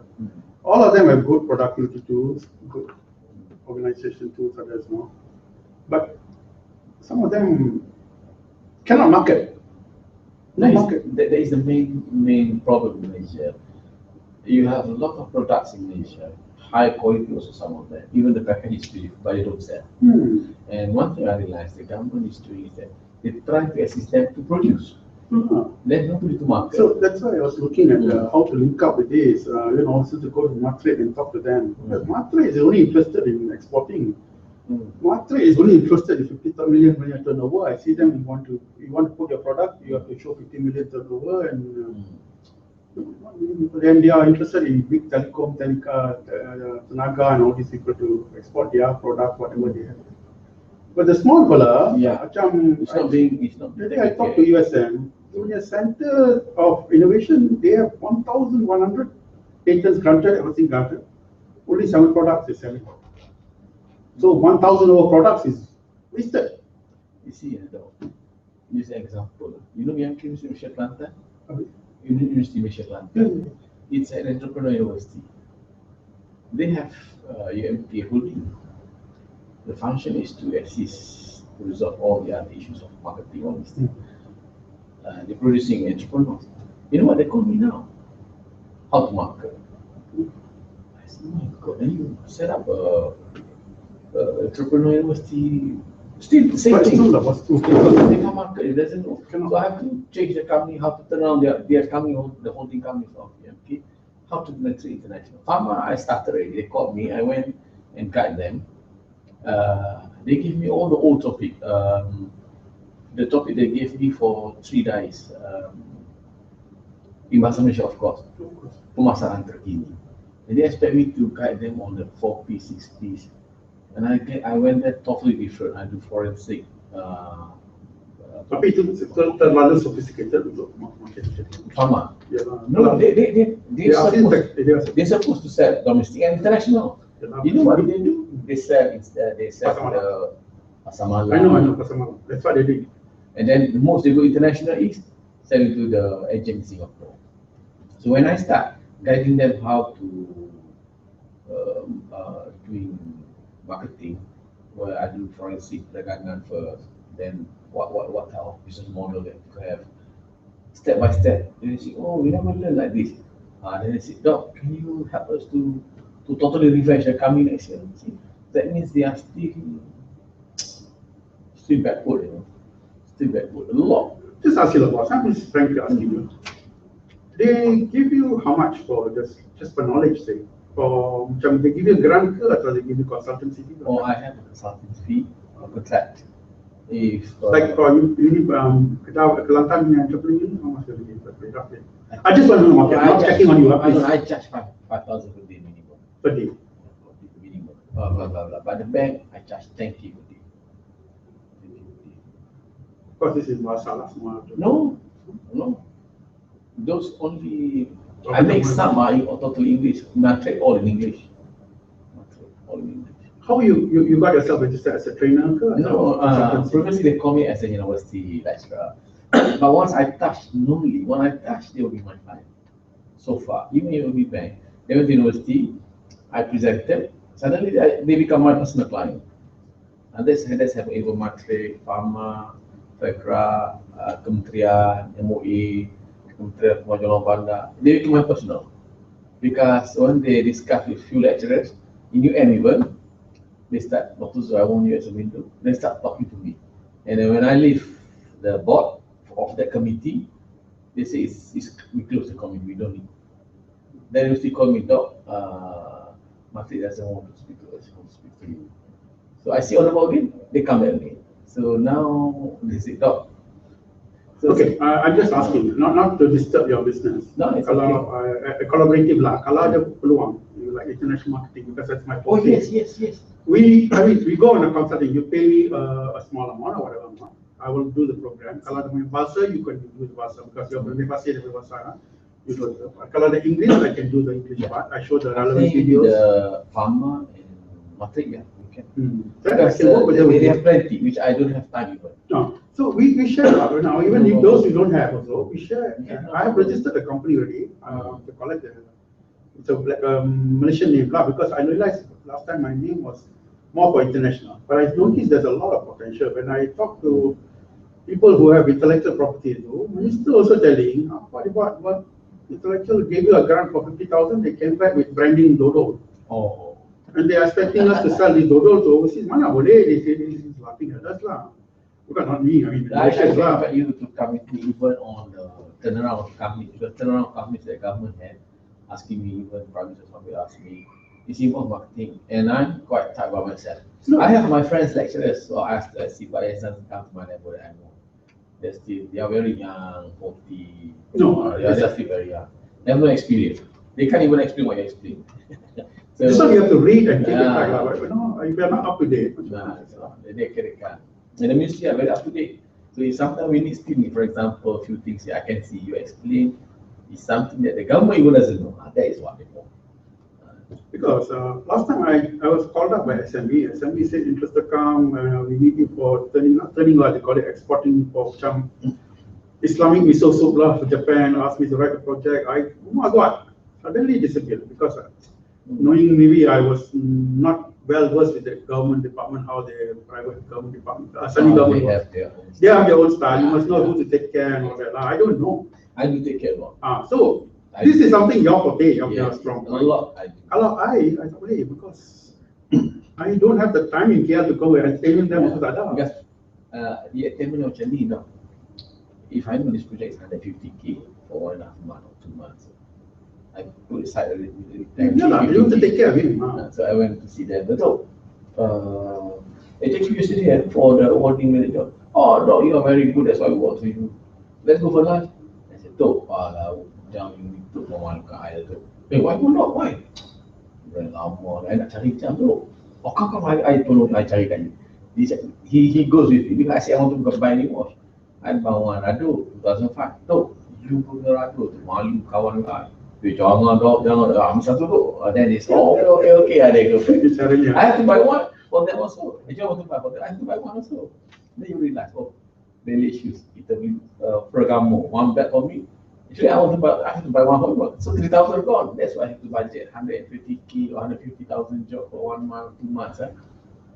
Total 10,000 gone. You have to forget about it. So you don't give hard cash like because when we are doctors, the way they do it, they feel money. So we are not contractor. We are intelligent people. We are professional academics. So they just go. But having lunch 3 times a month, 4 times a month, that's normal. Sometimes 5 times, 6 times. Penang also I noticed because they bring the family. Sometimes you go for seafood, you order everything you want. And the day just give me a call, I come and settle the bill. You order or you come for your family. We have no choice. You pay, but I don't have that connection now. I notice, but so we think but you tell me upfront so that we don't get hurt or you get upset with me. This job I can give you, this much. So very clear. No problem, I'm okay. So we think of that and we see that because I feel banyak opportunity. Especially on international marketing. We're really behind. I don't think it's 10 years, it's 20 years behind. And it's too much. So many, you saw my marketing, the figure I gave you. Yeah. How much potential? Zero duty boss. Tapi tak ada. Matrik is opening office. Matrik will just look at the directory. These are the company. We will go and Matrik KPI here. How many trade fair they have done? But in fact, they are not selling. That is the biggest You have to problem. hold their hand holding, and we call it Yes. hand holding. You know, guide them, we have to sit with them for 1 year. First marketing, first product success, second product. That's why some companies I decided I will be with you, one small piece, but I also want commission on the first sale, second sale, third sale, because I'll make sure I'll stay around, not one sale and then I run away. That's what I do. I do clinics. Then they will have to go along. What I do is I train them, then I go at the field with them. Then they have every month they have income. They have to pay. And that month, every time I go, I charge very cheap only. For example, I charge monthly, one shot 2 days.